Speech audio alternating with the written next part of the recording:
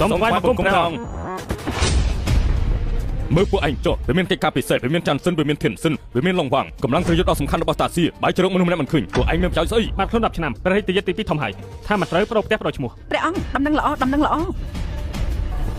មេបញ្ជាការអង្គរៈឡុងឈៀថ្វាយបង្គំព្រះអង្គរករាជបុត្រាទី2ឃើញហើយខ្ញុំម្ចាស់ឃើញគុជសិនឡុងនៅឈិងជ័យម្ចាស់គុជមិនមែនឈ្មោះឈិនយ៉ាងទេគឺឈ្មោះឈិនហ្វានមានអីដូចគ្នាខ្លះទៅមានគេមានអាយុប្រហែលជា18ទៅ20ឆ្នាំលឹបភ្នែកមានបញ្ជួយខ្មៅតូចមួយនៅលីវម្ដាយរបស់គេឈ្មោះលីវជួយហួរគឺនឹងហើយឈិនហ្វានជាគុជបាត់ក្នុងមហាសមុទ្រស្មានមកដល់ថាគេមិនទាន់មានគូម្ចាស់វាមានទាំង4ឆាប់ចេញបញ្ជាទៅទ័ពទាំងអស់ឲ្យបានច្បាស់ទៅព្រះទូលសពផ្សាយបញ្ជាឲ្យគ្រួសារអភិជនទាំងអស់មកជិងរកប្រពន្ធឲ្យកូនប្រុសរបស់យើងព្រះទូលម៉ាក់ពិសានតិចទៅម៉ាក់យ៉ាងម៉េចហើយម៉ាក់ឆាប់ឡើងទៅទីពេទ្យកុំអីសៀវហ្វានដើម្បីព្យាបាលឲ្យម៉ាក់គ្រួសារយើងជំពាក់គេច្រើនហើយកូនថ្លៃជួលផ្ទះក៏ទៅលេងរួចអញអត់ទាន់មានប្រពន្ធប្អូននៅតូចឈៀនហ្វាន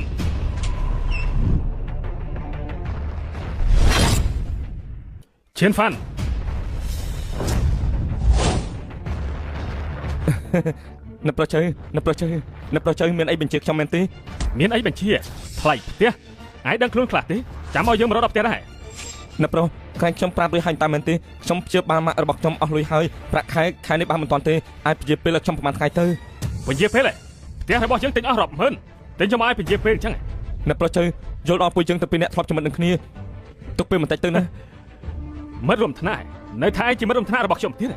មានសិស្សចាំអាសៀបដូចជាឯងក្នុងថ្នាក់របស់យើងពិតជាខ្មាស់គេខ្លាំងណាស់ឆាប់ឲ្យមកលុយថ្លៃផ្ទះបើគ្មានទេចេះទៅមកមើលម៉ាក់របស់ខ្ញុំទៅគាត់ឈឺណាស់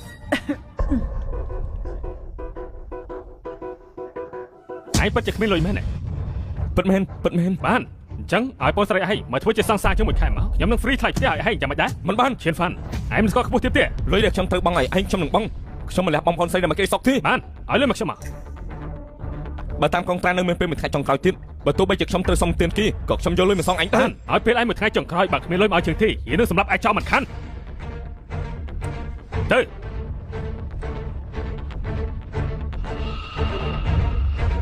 ផ្សព្វផ្សាយបញ្ជាខ្ញុំអ្នកណាក៏មិនអាចឈានហ្វាន់ខ្ចីលុយដែរមិនចឹងទេប្រឆាំងជាមួយនឹងគ្រួសារជើងខ្ញុំ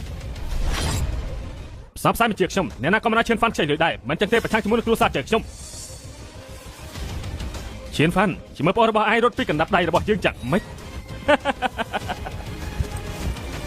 សៀវហ្វាន់សៀវយៀនមកអត់បានការមិនគប្បីនឹងពួកកូនម៉ាក់កុំនិយាយចឹងអីខ្ញុំនឹងបងប្រុសកំពុងរកវិធីដើម្បីព្យាបាលជំងឺម៉ាក់គ្រួសារយើងធ្លាក់ខ្លួនក្រតើមានវិធីអីទៀតខ្ញុំត្រូវមិត្តភក្តិដើម្បីខ្ចីលុយសាល់បងតិចសិនហៅឡូមិញធំត្រូវខ្ញុំសៀវហ្វាន់មួយរយៈនេះម៉ាក់ខ្ញុំឈឺមិញឲ្យខ្ញុំខ្ចីលុយខ្លះបានទេអាយ៉ាជំងឺមហារីកព្យាបាលធ្វើអីខ្ចីលុយពេកហើយជិះតែចាំកប់ទៅហៅឡូបងច្រើនមួយគ្រួសារខ្ញុំមានបញ្ហាខ្ញុំអាចខ្ចីលុយខ្លះសិនបានទេបងដើម្បីបណ្ដោះអាសន្នតែអ្នកណាក៏គ្មានបញ្ហាមានតែផ្ទះឯទៀតដែលមានបញ្ហាណែជប់សិនហើយចុះសៀវហ្វាន់កុំវល់គេទៀតអីគេមិនជួយយើងទេ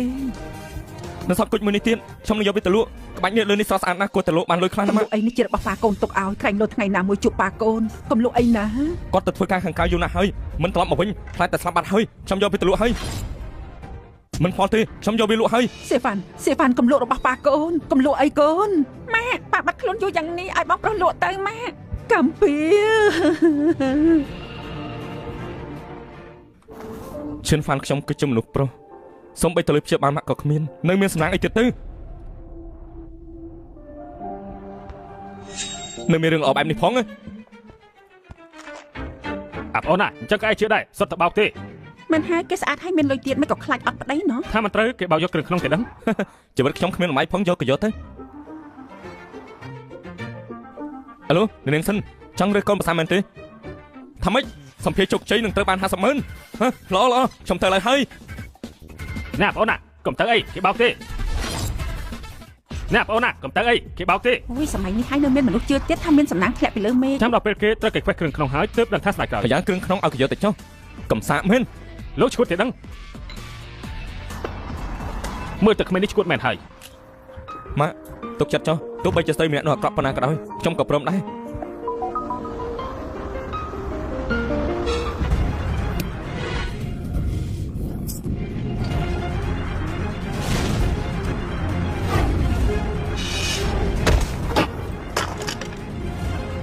ចរាចរណ៍ស្លាប់បាត់ហើយទៀតដឹង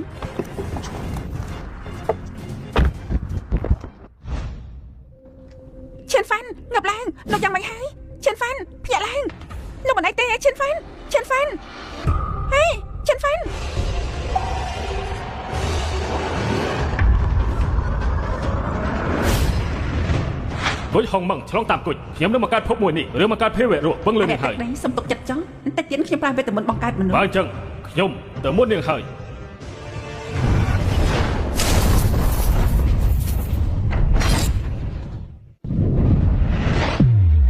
នេះគឺជាសាក្សីនៃការបង្កើតផែនដីនៅទីនេះលោកមានអាស័យទទួលបានយុទ្ធសាស្ត្រពីខ្ញុំហាត់យុទ្ធសាស្ត្រឲ្យខ្លាចទៅជាទេវតាផ្ដល់ផលប្រយោជន៍ដល់ពិភពលោកខ្យល់ភ្លៀងរន្ទះស្ដាប់តាមបញ្ជាមេដីធំទូលាយខ្ញុំទៅទីណាក៏បានយុទ្ធសាស្ត្ររួមគ្នាជួយមនុស្សឈិនវ៉ាន់លោកបានខ្លួនឡើងហើយពួកនាងជួយលើកគេផងខ្ញុំយកទៅពេទ្យជប់យាយចាស់ក៏មិនហ៊ានក្រៀតដែរតែនេះត្រូវឡានបុកណាពួកយើងគ្មានទ្រព្យសម្បត្តិច្រើនឲ្យគេបោកទេកំភៃប៉ាខ្ញុំជាមហាសេដ្ឋីមិនខ្វះលុយឲ្យពួកនាងទេកូនសេដ្ឋីអីនៅមកថាអត់បោកទៀតជឿខ្ញុំទៅអេលោកបានខ្លួនឡើងសិនស៊ីនាងធ្វើអីហ្នឹងនេះស្លាប់ហើយរស់វិញហ៎ជាមនុស្សឬខ្មៅនេះស្លាប់ហើយរស់វិញហ៎ជាមនុស្សឬខ្មៅចាហើយនេះខ្ញុំកាត់អីស្រីអ្នកមាននេះបាត់ឡានបុកអបអរលោកផងណាលោកខ្លាចជាអ្នកមានហើយសិនស៊ីនឹងបុកខ្ញុំហ៎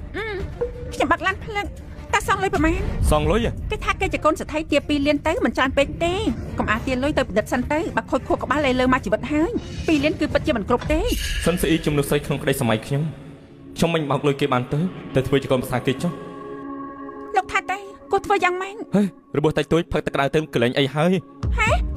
លោកថាម៉េចខួរក្បាលខូចមែនហើយឡានបុកហោះឡើងលើហើយគួតឈាមទៀតថាផឹកទឹកក្តៅបានហើយយ៉ាងម៉េចហ្នឹងខ្ញុំគួតឈាមហ៎ខួរក្បាលលោកធ្ងន់ធ្ងរហើយឈិនហ្វានខ្ញុំជូនលោកទៅមន្ទីរពេទ្យពេលហ្នឹងមិនចាំបាច់ទេខ្ញុំមានការទៅសិនហើយទៅសិនហើយណាបងអូនស្រីគេស្មោះត្រង់យ៉ាងនេះបើបងអូនអត់ទាន់មានគូទេរៀបការជាមួយគេទៅនាងរៀបការខ្លួនឯងទៅយ៉ាប់ហើយមិនគេណាត់ជួបផង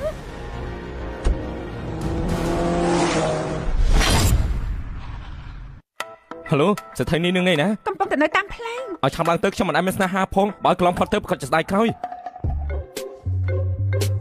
នេះមានរឿងអីហ្នឹងខ្ញុំត្រូវគេបាំងឡានបុកច្បាស់ណាហើយមិនក៏ខ្ញុំមិនអីសោះអញ្ចឹង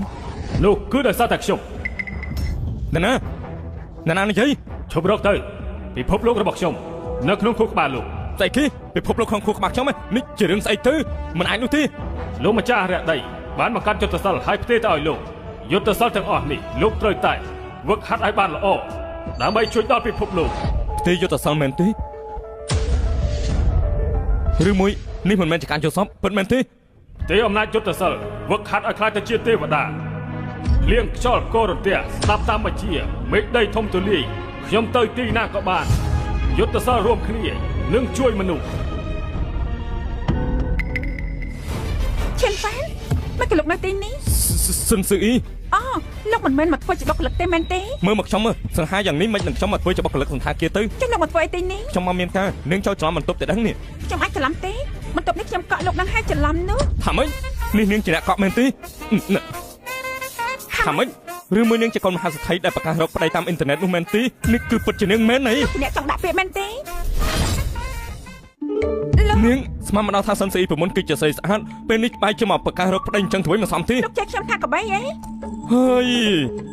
ស្មានមកដល់ថាក្រោមមេឃនេះនៅមានរឿងចៃដន្យបែបនេះទៀតណានាងបើកបានបុកខ្ញុំហើយពេលនេះនៅមកណាត់ខ្ញុំយកប្តីទៀតនាងនេះពិតជាអាក្រក់ពេកហើយនាងធ្វើខ្ញុំជន់ទុកហើយតែនឹងឯទេនាងមើលទៅក៏ស្អាតណាស់ដែរមិនក៏នាងខ្លាចអត់ប្តីបែបនេះទៅវិញនេះមិនគួរនោះទេណាមិនគួរអញ្ចឹងទេនេះមិនមកទេព្រមព្រៀងជាមួយខ្ញុំទៅលោកនិយាយអីមិនដូចលោកគិតទេណាមិនដូចខ្ញុំគិតហើយចុះនេះយ៉ាងម៉េចវិញទៅបានមកខ្ញុំបង្ខំឲ្យខ្ញុំរៀបការជាមួយអ្នកប្រុសចៅខ្ញុំក៏ហាក់គាត់អត់ជឿទៅជួលសង្សារម្នាក់ចៅសើកៅអាចចង្រៃនោះអាក្រក់ថោកទៀតខ្លាំងណាស់គេនោះមិនសមមកត្រង់នឹងទេចឹងហើយបានជាខ្ញុំខ្ពើមមិនដឹងគ្រួសារគេសំណាងអីប៉ាគេប្រធានក្រសួងពាណិជ្ជកម្មពូគេជាមេតបគ្រួសារខ្ញុំចង់តាក់ទងគេណាមិនអីទេតែវិញខ្ញុំអារម្មណ៍ឲ្យនាងកុំឲ្យម្នាក់នោះសម័យបានជាលោកអីប៉ាជាមិនបានយ៉ាងម៉េចហេតុអីមិនបានប៉ាមកស្គាល់លោកហើយដឹងថាលោកក្រទៀតគាត់មិនជឿទេនេះមិនដែលលឺមនុស្សមានការប្រែប្រួលទេអីឥឡូវនេះគឺខ្ញុំមិនដូចពីមុននោះទេខ្ញុំពេលនេះគ្មានអ្នកណាអាចមើលងាយបានឡើយបានហាច់ឈិនវ៉ាន់កំអូនយើងរៀនថ្នាក់ជាមួយគ្នាអង្គុយចិត្តគ្នាគិតថាលោកយ៉ាងម៉េចខ្ញុំអត់ដឹងមែនទេកាលតែរៀនចៅសៀតតែកំភ្លៀងលោកអត់ទាំងហ៊ានងើបក្បាលផងហេខ្ញុំនិយាយហើយអានោះគឺរឿងពីមុនទេពេលនេះណាគឺខ្ញុំវាយអាសៀវកៅនេះខ្ញុំចំណាយពេលតែ1នាទីទេឲ្យគេក្រាបនឹងដីអ្នកណាចង់វាយខ្ញុំមកក្រាបនឹងដីចង់ស្លាប់ហើយមែនទេណាចង់វាយខ្ញុំមកក្រាបនឹងដីចង់ស្លាប់ហើយមែនទេអីយោការប៉ັດគឺឈានហ្វានមនុស្សចំអាសិតម្នាក់នេះសោះមិញលឺនិយាយថាចង់វាយអ្នកប្រុសចៅរៀបដីបៀមលាមកក្នុងមាត់ទេតែត្រូវអ្នកប្រុសចៅវាយឲ្យដើរច្រៀងតាមផ្លូវខ្មាស់គេងាប់ហើយអេស៊ីនស៊ីអឺស្រីស្អាតប្រចាំសាលាយើងតាមិនក៏មកនៅជាមួយស៊ីវ៉ាន់ប្រុសចំអាសិតនេះអញ្ចឹងខ្ញុំទៅតាក់ទងអីជាមួយនាងដែរថាម៉េច សិនស្អីនាងចូលចាត់គេ ពិតមែន បាទខ្ញុំនិយាយជាមួយនឹងគ្រួសាររបស់នាងរួចហើយថ្ងៃស្អែកនាងត្រូវតែភ្ជាប់ពាក្យជាមួយខ្ញុំនាងបែរជាលួចក្បត់ខ្ញុំជាមួយនឹងអាម្នាក់នេះនាងចង់ប្រមាថខ្ញុំហ៎នៅប្រុសចៅកំលើកខ្លួនឯងពេកស៊ឺអ៊ីមិនអាចស្លាញ់លោកទេឈៀនហ្វាន់មិញឯងថាវាយខ្ញុំឲ្យក្រាបនឹងដីឥឡូវនេះចង់ដណ្ដើមស្រីរបស់ខ្ញុំទៀតនិយាយមកឯងចង់ស្លាប់យ៉ាងម៉េចដណ្ដើមមនុស្សស្រីលោកថាវាយ៉ាងម៉េចឈៀនហ្វាន់ឯងញុះញង់ខ្ញុំមែនទេឯងភ្លេចហើយមែនទេឯងជាពាក់លុយថ្លៃផ្ទះរបស់ខ្ញុំណាឆាប់យកចេញមកខ្ញុំនឹងដេញគ្រួសាររបស់ឯងឲ្យទៅដេញនៅតាមចិញ្ចើមផ្លូវថាម៉េចជួបផ្ទះគេណីហីលេខថាអត់មានលុយបង់ទៀតណាមែនហើយឯងក្រដល់ថ្នាក់នេះនៅចង់មានស្នេហាទៀតទេថ្ងៃនេះខ្ញុំនឹងមកខំឲ្យឯងដាក់ដល់ផ្លូវតច្រកឆាប់សងលុយយើងមកជុំមកនិយាយស្អីគេជាពាក់ប្រមាណខ្ញុំចេញសងជុំមកនិយាយស្អីគេជាពាក់ប្រមាណខ្ញុំចេញសងស្អីគេនាងឲ្យខ្ញុំគេបង់លុយចំនួនសងសាគេតាំងមានបញ្ហាទេឈៀនហ្វាន់ឯងជាមនុស្សប្រុសដែរទេតើមនុស្សស្រីស៊ីហ្នឹងខ្ញុំអញ្ចឹងថាវាយ៉ាងម៉េចបើខ្លាំងធ្វើដែរទៅលោកធ្វើបានដែរអត់ហ្នឹងខ្ញុំស្មានតែតង់គ្រួសារសិនបានស្លាប់របស់ឯងរឹងហើយនោះអ្នកប្រជ័យកុំនិយាយទៀតវាយតែម្ដងទៅវាយឲ្យច្រៀងផងឲ្យលិតជង្គង់ច្រៀងណោះបានថ្ងៃនេះខ្ញុំនឹងឲ្យពួកឯងមើលពីភាពក្លាហានរបស់មនុស្សប្រុស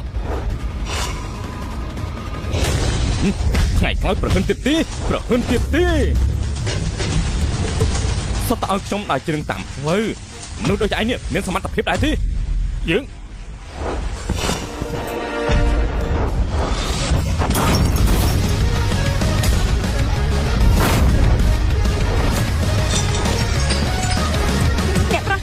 អ្នកប្រជ័យនេះជាភាពក្លាហានរបស់មនុស្សប្រុសមែនទេនេះជាភាពក្លាហានរបស់មនុស្សប្រុសមែនទេឯង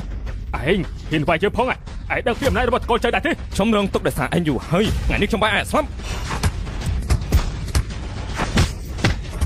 បានហើយជប់បាយទៅខ្ញុំសុំបោះជប់បាយទៅដឹងខុសហើយខ្ញុំដឹងខុសហើយបានមកលុតចង្គង់ដាក់យើងហើយច្រៀងភ្លាមច្រៀងទៅត្រូវធ្វើបែបនេះធ្វើឲ្យខ្ញុំដើរផ្លូវទាល់មើលឃើញហើយនៅនេះជាមនុស្សប្រុសដែលពួកនាងអួតមែនទេកំពុងទៅលុតចង្គង់ច្រៀងឲ្យខ្ញុំស្ដាប់ហើយមានមោទនភាពណាស់តែមែនដែរទេចៅសឿកៅកំអាំងខ្លួនឯងមានលុយតិចតួចត្រអិតក៏តន់ធ្វើបាបអ្នកត្រង់ខ្សោយបើខ្ញុំឃើញនោះខ្ញុំនឹងវាយឯងឲ្យខ្លាចទៅជាជនពិការហើយអត់ទេថ្ងៃក្រោយខ្ញុំនឹងធ្វើជាមនុស្សល្អចេញទៅអ្នកប្រចាំចាំផងអូយចាំផងបាទខ្ញុំត្រូវគេវាយហើយឆាប់ឲ្យមនុស្សមកសងសឹកឲ្យខ្ញុំមកបាទខ្ញុំត្រូវគេវាយហើយឆាប់ឲ្យមនុស្សមកសងសឹកឲ្យខ្ញុំមកឲ្យឆាប់ឡើងហៅមនុស្សប្រមាណអានមកថ្ងៃនេះខ្ញុំចង់សម្លាប់វាដល់ផ្ទាល់ដៃឈឿនបានលោកស៊ីថ្លាមខ្លាក់ខ្មុំម៉េចបាច់ជាហ៊ានវាយគេយ៉ាងនេះវាយគេយ៉ាងម៉េចមានបញ្ហាមែនទេអំណាចគ្រួសារគេណាលោកអត់ដឹងទេសោះគេថាខ្មៅបានលោកបង្ករឿងហើយនិយាយប្រាប់នាងរួចហើយថ្ងៃនេះខ្ញុំត្រូវតែប្រយុទ្ធជាមួយគេមនុស្សកំសាកក្រីក្រដែលគេធ្វើបាបពីមុននោះស្លាប់បាត់ហើយចាប់ពីពេលនេះតទៅគឺខ្ញុំខ្លាំងស្មារតីគ្មានអ្នកណាអាចធ្វើបាបខ្ញុំបានទៀតនោះទេឈួតមែនតែនហើយបាក់គ្រួសារគេខឹងលោកវេទនាហើយនឹងមិនជឿភ្នាល់គ្នាទៅយ៉ាងម៉េចដែរតែចង់ភ្នាល់ទេខ្ញុំឈ្នះគ្រួសារចៅនឹងត្រូវរៀបការជាមួយខ្ញុំធ្វើជាប្រពន្ធខ្ញុំអីឈិនហ្វានពួកយើងមិនសមគ្នាទេហើយលោកក៏មិនមែនជាគូប្រកួតរបស់គ្រួសារចៅដែរយល់ល្អឆាប់រត់ទៅបើថ្ងៃស្អែកគ្រួសារចៅរលោកឃើញគឺជាថ្ងៃបន្សពលោកហើយបើនឹងមិនជឿទេភ្នាល់គ្នាទៅបើខ្ញុំមិនខ្លាចស្លាប់ផងតែខ្លាចឲ្យចាញ់នោះភ្នាល់ជាមួយលោកដល់ពេលនេះកុំយកឲ្យខ្ញុំជួយសំណប់ចិត្តកំខ្លាចអីជួយចាក់លើបងទៅណាឆាប់ទៅបើគ្រួសារចៅចង់សម្រាប់លោកនៅទីនេះក៏គេតាមមកដល់ដែរថ្ងៃនេះខ្ញុំនឹងបានប្រពន្ធមួយមកក្នុងដៃហើយ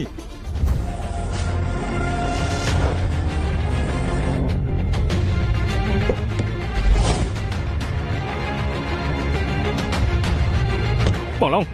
បងមកហើយឆាប់ទៅសងសឹកឲ្យខ្ញុំទៅអ្នកណាគេហ៊ានធ្វើបាបអ្នកប្រុសជើផងខ្ញុំនឹងសម្លាប់គេនឹងហើយសម្លាប់វាទៅ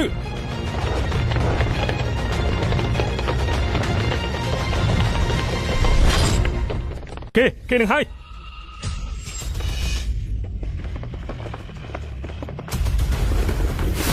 កំខ្លាចមានខ្ញុំនៅហើយឆាប់រត់ទៅអ្នកដែលគេស្រឡាញ់គឺខ្ញុំគេមិនធ្វើអីខ្ញុំទេរត់ផងឯងនឹងឈប់ពីក្រោយក្នុងខ្ញុំទៅខ្ញុំមិនអីទេកណ្ដាប់ដៃអាទិទៀតកណ្ដាប់ដៃរុនទៀត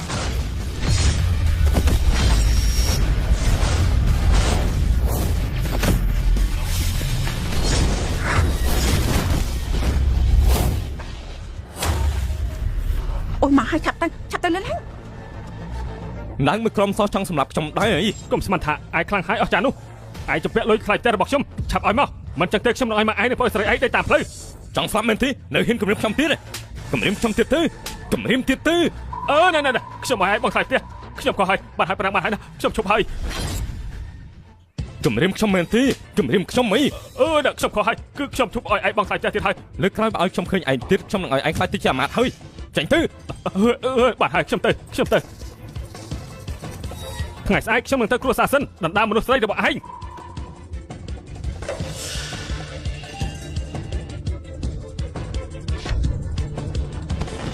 ឈិនហ្វា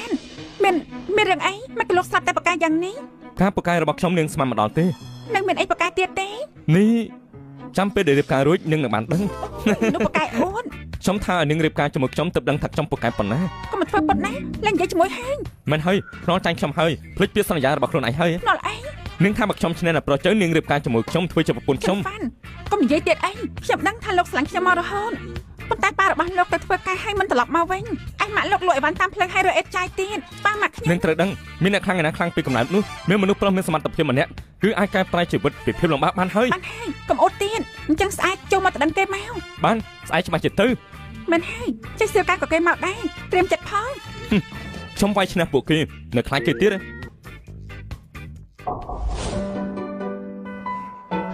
លោកតានេះគឺរាជយាទទី2ដែលព្រះអង្គតាមរកនោះមែនទេគាត់គឺព្រះអង្គម្ចាស់ទី2ដែលចៅអធិរាជចង់រកគេឡងឈូនិយាយហើយគេមានគុជនេតទេពចៅអធិរាជនៅលើខ្លួនច្បាស់ជាមិនខុសទីពេលនេះនៅខ្វះតែរឿងមួយទីរឿងអីទោះគេជាព្រះអង្គម្ចាស់ទី2រស័តនៅក្នុងពិភពធម្មតាចរិតបែបណាសំខាន់ណាស់មិនថាយ៉ាងណាចៅស្រីតាក៏ជាមនុស្សស្រីដែលស្អាតជាងគេអញ្ចឹងហើយមិនអាចរៀបការជាមួយមនុស្សដែលមិនត្រឹមត្រូវនោះទេត្រូវហើយបើគេមិនល្អខ្ញុំមិនយល់ព្រមទេប៉ុន្តែលោកតាពួកយើងធ្វើយ៉ាងម៉េចទើបដឹងថាចរិតគេល្អឬក៏មិនល្អនោះ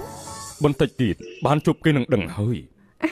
ខ្ញុំដឹងហើយនៅតែលោកតាមានមកជួបបានបានហើយខ្ញុំទៅផ្ទះមុនហើយថ្ងៃស្អែកជួបគ្នាល្អណាស់ទេវអប្សរថ្ងៃស្អែកជួបគ្នាណាមិនផុតកណ្ដាប់ដៃខ្ញុំទេ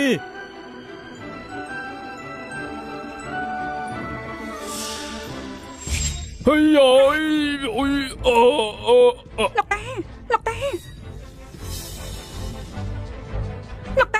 លោកតាយ៉ាងម៉េចហើយជួយផងជួយបញ្ជូនគាត់ទៅមន្ទីរពេទ្យផងអ្នកនាងកុំយំអីឆាប់ទេទៅ120ទៅពេលនេះក្នុងផ្ទះអត់មានទំនើបអ្នកណាហ៊ានជួយមនុស្សនោះខ្ញុំខ្លួនឯងក៏ជួយច្រត់ទៅហើយខ្ញុំខ្លាចដួលគ្មានអ្នកលើកមានរឿងអីជាផ្លូវខ្ញុំមើលបន្តិចមានរឿងអីជាផ្លូវខ្ញុំមើលបន្តិចណានាងគាត់ចាំមិនហើយលោកតារបស់ខ្ញុំក៏ដាច់ឆ្លងផ្លូវស្រាប់តែដួលសន្លប់មិនដឹងខ្លួនប្រុសស្អាតលោកជួយគ្រាលោកតាខ្ញុំឲ្យបញ្ជូនទៅពេទ្យផងឡោះខ្ញុំជួយជាពេទ្យបន្តិចតួចចាំខ្ញុំព្យាបាលណាអលអត់ឯងជាអ្នកណាយ៉ាងម៉េចភូមិពួកយើងមានក្មេងប្រុសម្នាក់គ្រាយាយចាស់ឆ្លងផ្លូវត្រូវសងប្រាក់គេជាង 100000 មេជ្រូកនៅផ្ទះក៏លក់ដែរជ្រូកទុកជាអ្វីទៅនៅភូមិរបស់ខ្ញុំគ្រាន់តែលើកយាយចាស់ម្នាក់ផ្ទះក៏លក់អស់ដែរបានអ្នកដូននៅលើដីនេះជាពុកម្ដាយរបស់ពលលោកនោះតើពលលោកគិតយ៉ាងម៉េចទៅម្ដាយទេទោះឲ្យខ្ញុំជាអ្នកជួយគាត់គ្មានបញ្ហាអ្វីទេប្រុសស្អាតលោកតារបស់ខ្ញុំយ៉ាងម៉េចហើយ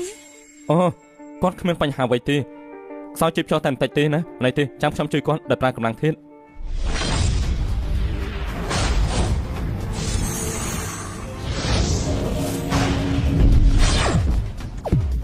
លោកតាពីងស៊ីបាញ់មិញមានរឿងអីកើតឡើងពីងស៊ីបាញ់មិញតាមមានរឿងអីកើតឡើងលោកតាឆ្លងផ្លូវបានពេលកណ្ដាលក៏សន្លប់ប៉ុន្តែបានប្រុសស្អាតម្នាក់នេះជួយអរគុណខ្លាំងណាស់ក្រាបឡើងមកលោកតាពេលបច្ចុប្បន្ននេះមិនស្មានថានៅមានមនុស្សល្អដូចជាគេបែបនេះសោះលោកតាមិននេះគឺមានមនុស្សច្រើនបែបនេះតែគ្មានអ្នកណាម្នាក់ព្រមជួយលោកតាទេមានតែគេម្នាក់ទេដែលព្រមជួយលោកតានោះមិនគុំទៅពួកគេទេឥឡូវធ្វើជាមនុស្សល្អគឺគ្រោះថ្នាក់ណាស់មិនមានអ្នកណាចង់ធ្វើមនុស្សល្អនោះទេចុះហេតុអីលោកហ៊ានមនុស្សខ្ញុំមានឋានៈតូចទាបមិនទម្លាប់មើលគេអួតកេងក្អាងហើយក៏មិនទម្លាប់មើលមនុស្សរងទុក្ខគឺចេះតែខ្វល់ពីអ្នកដទៃនិងជួយគេទៀតផងជួយគេឲ្យចាំគិតទៀតកម្រណាស់ពិតជាកម្រណាស់ពីងស៊ីមើលទៅមនុស្សដែលអាចពឹងពាក់មួយជីវិតបានតើរកឲ្យចៅបានហើយល្អិតឯងបានជួយជីវិតយើងគ្មានអ្វីសងគុណឯងទេយើងចង់លើកចៅស្រីយើងនេះឲ្យទៅឯងគិតយ៉ាងម៉េចដែរនេះមិនបានទេល្អិតដល់ដឹកយកទៅអាចដឹកយកក្មេងស្រីនេះបានជាបរិបទឯកជាតិមុនហើយល្អិតអ ចរិតឯងហ្នឹងគឺស័ក្តិសមហើយ ល្អិតអញគិតតែចៅស្រីខ្ញុំស្អាតមិនទាន់គ្រប់គ្រាន់ទៀតមែនទេមិនមែនទេហេតុអីទៅព្រោះខ្ញុំមានមនុស្សដែលខ្ញុំស្រឡាញ់ហើយយ៉ាងទៅថ្ងៃស្អែកនេះខ្ញុំទៅនឹងគេដល់ផ្ទះហើយពិតមែនមិនដឹងថាកូនស្រីអ្នកណាមានសម្លាងបែបនេះទេណូមិនដឹងថាកូនស្រីអ្នកណាមានសម្លាងបែបនេះទេណូគឺកូនស្រីគ្រួសារសឹងសឺអ៊ីនគ្រួសារសឹងមានមុខមាត់ណាស់មែនទេប្រកាសហើយគឺជាគ្រួសារធំមួយនៅក្នុងចំណោមគ្រួសារទាំង4នៅឈិញចៃគ្រួសារអភិជនតូចមួយគ្មានអីអស្ចារ្យទេមិញនេះតាចាក់ដួលហើយវិញមែនទេតម្លៃខ្លួនគេរាប់លានលោកហ៊ាននិយាយថាគ្រួសារគេតូចហើយគ្មានអីអស្ចារ្យហើយចុះលោកជាអ្នកណាដែរការធានាគារលោកណាមានប្រាក់សំទេត្រូវហើយបានប្រាក់ឧបត្ថម្ភហើយនៅឯកាំងបែបនេះប្រាក់ឧបត្ថម្ភខ្ញុំមិនបានទេប៉ុន្តែខ្ញុំមានឈ្មោះល្បីគួរសមដែរបាត់មែនចុះលោកឈ្មោះអីដែរខ្ញុំមានត្រកូលជូកើឈ្មោះហ្វីឡុងថាម៉េចយូកើហ្វីឡុងមេតបធំប្រទេសយើងនេះហ៎តាចាស់ដូរដល់មកវិញហើយមែនទេបើជាហ៊ានបន្លំខ្លួនធ្វើជាមេតបធំប្រទេសក្នុងពួកយើងផងតាចាស់កុំនិយាយប្តេផ្ដាស់មិនចឹងប្រឹងសន្តិសុខចាប់ឥឡូវហើយឆាប់ឡើងមេតបធំនៅទីនោះស្ដេចចម្បាំងមកការពីលោកម្ចាស់យឺតសូមលោកម្ចាស់អភ័យទោសគ្មានអីទេកុំបារម្ភពេកក្រោកលើបាទថាម៉េចពិតជាមេតបធំមែនមិនស្មានទេថានេះជាការពិតបានជប់លោកមេតបជូកើហើយល្អិតពេលនេះឯងគិតថាចៅស្រីយើងខ្លាំងជាងគ្រួសារសឹងដែរទេល្អិតពេលនេះឯងគិតថាចៅស្រីយើងខ្លាំងជាងគ្រួសារសឹងដែរទេលោកមេតបនេះមិនមែនជារឿងខ្លាំងមិនខ្លាំងអ្វីទេអ្វីដែលសំខាន់គឺខ្ញុំសន្យាជាមួយនឹងនាងសឹងហើយត្រូវជន់ដណ្ដឹងនាងលោកធ្វើជំនួសត្រូវតែយកសម្ដីមែនទេមិនអាចកុហកគេទេពិតជាគុជល្អមែនប៉ុន្តែយើងគិតថាឯងសមជាមួយចៅស្រីយើងជាងអរគុណបំណងល្អលោកមេតបប៉ុន្តែខ្ញុំគិតថាស្នេហាមិនអាចប្រៀបធៀបទេធ្វើតាមនិស្ស័យទៅស្រឡាញ់អ្នកណាយកអ្នកនឹងត្រូវទេត្រូវហើយពេញចិត្តនឹងឯងណាស់មិនដឹងថាឯងប្រកាន់ធ្វើជាបងប្អូនធွာជាមួយយើងទេឯងធ្វើបងប្អូនជាមួយលោកមេតបធំហើយអើយអត់នេះពិតជាសំដាងមែនបាត់ដឹងបែបនេះណាជួយគ្រាគាត់តាំងពីយូរហើយមែនហើយយ៉ាងម៉េចដែរព្រមទេបើលោកមេតបធំយល់ព្រមខ្ញុំមិនជំទាស់ទេល្អថ្ងៃក្រោយឯងជាប្អូនតូចជូកើហ្វីឡុងយើងហើយពួកយើងសល់សុខរួមសុខរួមទុក្ខជាមួយគ្នាអាឡូថាម៉េចខ្ញុំទៅឡើយនេះបងធំខ្ញុំមានការទៅមុនហើយណាមានរឿងអីអាចរកយើងបានគ្រប់ពេលណាអត់នេះចាំជាល្ងងមែនលោកតាពេលនេះពួកយើងគិតយ៉ាងម៉េចយ៉ាងម៉េចស្រឡាញ់គេហើយមែនទេធម្មតាជួបតែអ្នកប្រុសកូនរបស់អភិជនពេលនេះខ្ញុំចូលចិត្តបរិសាមញ្ញម្នាក់នេះជាងតែគេចិត្តភ្ជាប់ពាក្យទៅហើយពួកយើងមិនអាចដណ្ដើមគេទេតែគាត់និយាយថាតែគ្រួសារសឹងស្ដេចដណ្ដឹងមិនបាននិយាយថាគ្រួសារសឹងព្រមលើកកូនឲ្យទេន័យរបស់ចៅគឺន័យរបស់ខ្ញុំគឺបើសិនជាគ្រួសារសឹងបដិសេធគាត់វិញនោះន័យរបស់ខ្ញុំគឺបើសិនជាគ្រួសារសឹងបដិសេធគាត់វិញនោះពិតជាអាចបែបនេះមែនគ្រួសារសឹងល្បីឈ្មោះណាស់នៅឈិញជ័យច្បាស់ជារើសមុខរើសក្រោយប៉ុន្តែមើលទៅស្ថានភាពគ្រួសារគាត់មិនល្អទេដូច្នេះត្រូវហើយពេលនេះគ្រួសារអភិជនយកឋានៈដូចគ្នាជាធំពិតជាអាចបដិសេធជាមួយគេពិតមែនខ្ញុំគិតថាថ្ងៃស្អែករៀបចំបណ្ដាការជាមុនចាំទៅផ្ទះគ្រួសារសឹងបើគ្រួសារសឹងពិតជាបដិសេធគាត់មែនខ្ញុំសុំស្នេហ៍គាត់សុំគាត់រៀបការភ្លាមបែបនេះខ្ញុំសម្រេចបំណងហើយក៏លើកមុខមាត់ឲ្យគាត់ដែរបែបនេះអាចបានតែគ្រាន់តែបារម្ភរឿងមួយប៉ុណ្ណោះរឿងអ្វីដែរចៅអធិរាជជូនដំណឹងហើយក៏អាចនាំកូនស្រីអភិជនជាច្រើនមកដែរបរិយាដែលខ្ញុំស្រឡាញ់អ្នកណាទៅដើមក៏មិនបានដែរល្អអញ្ចឹងធ្វើបែបនេះចុះ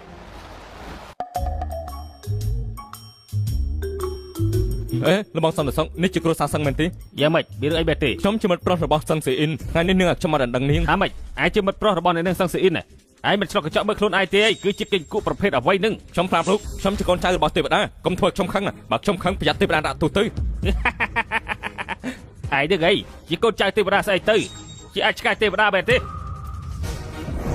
នផ្ទះមេឃីពីនៃទេវតា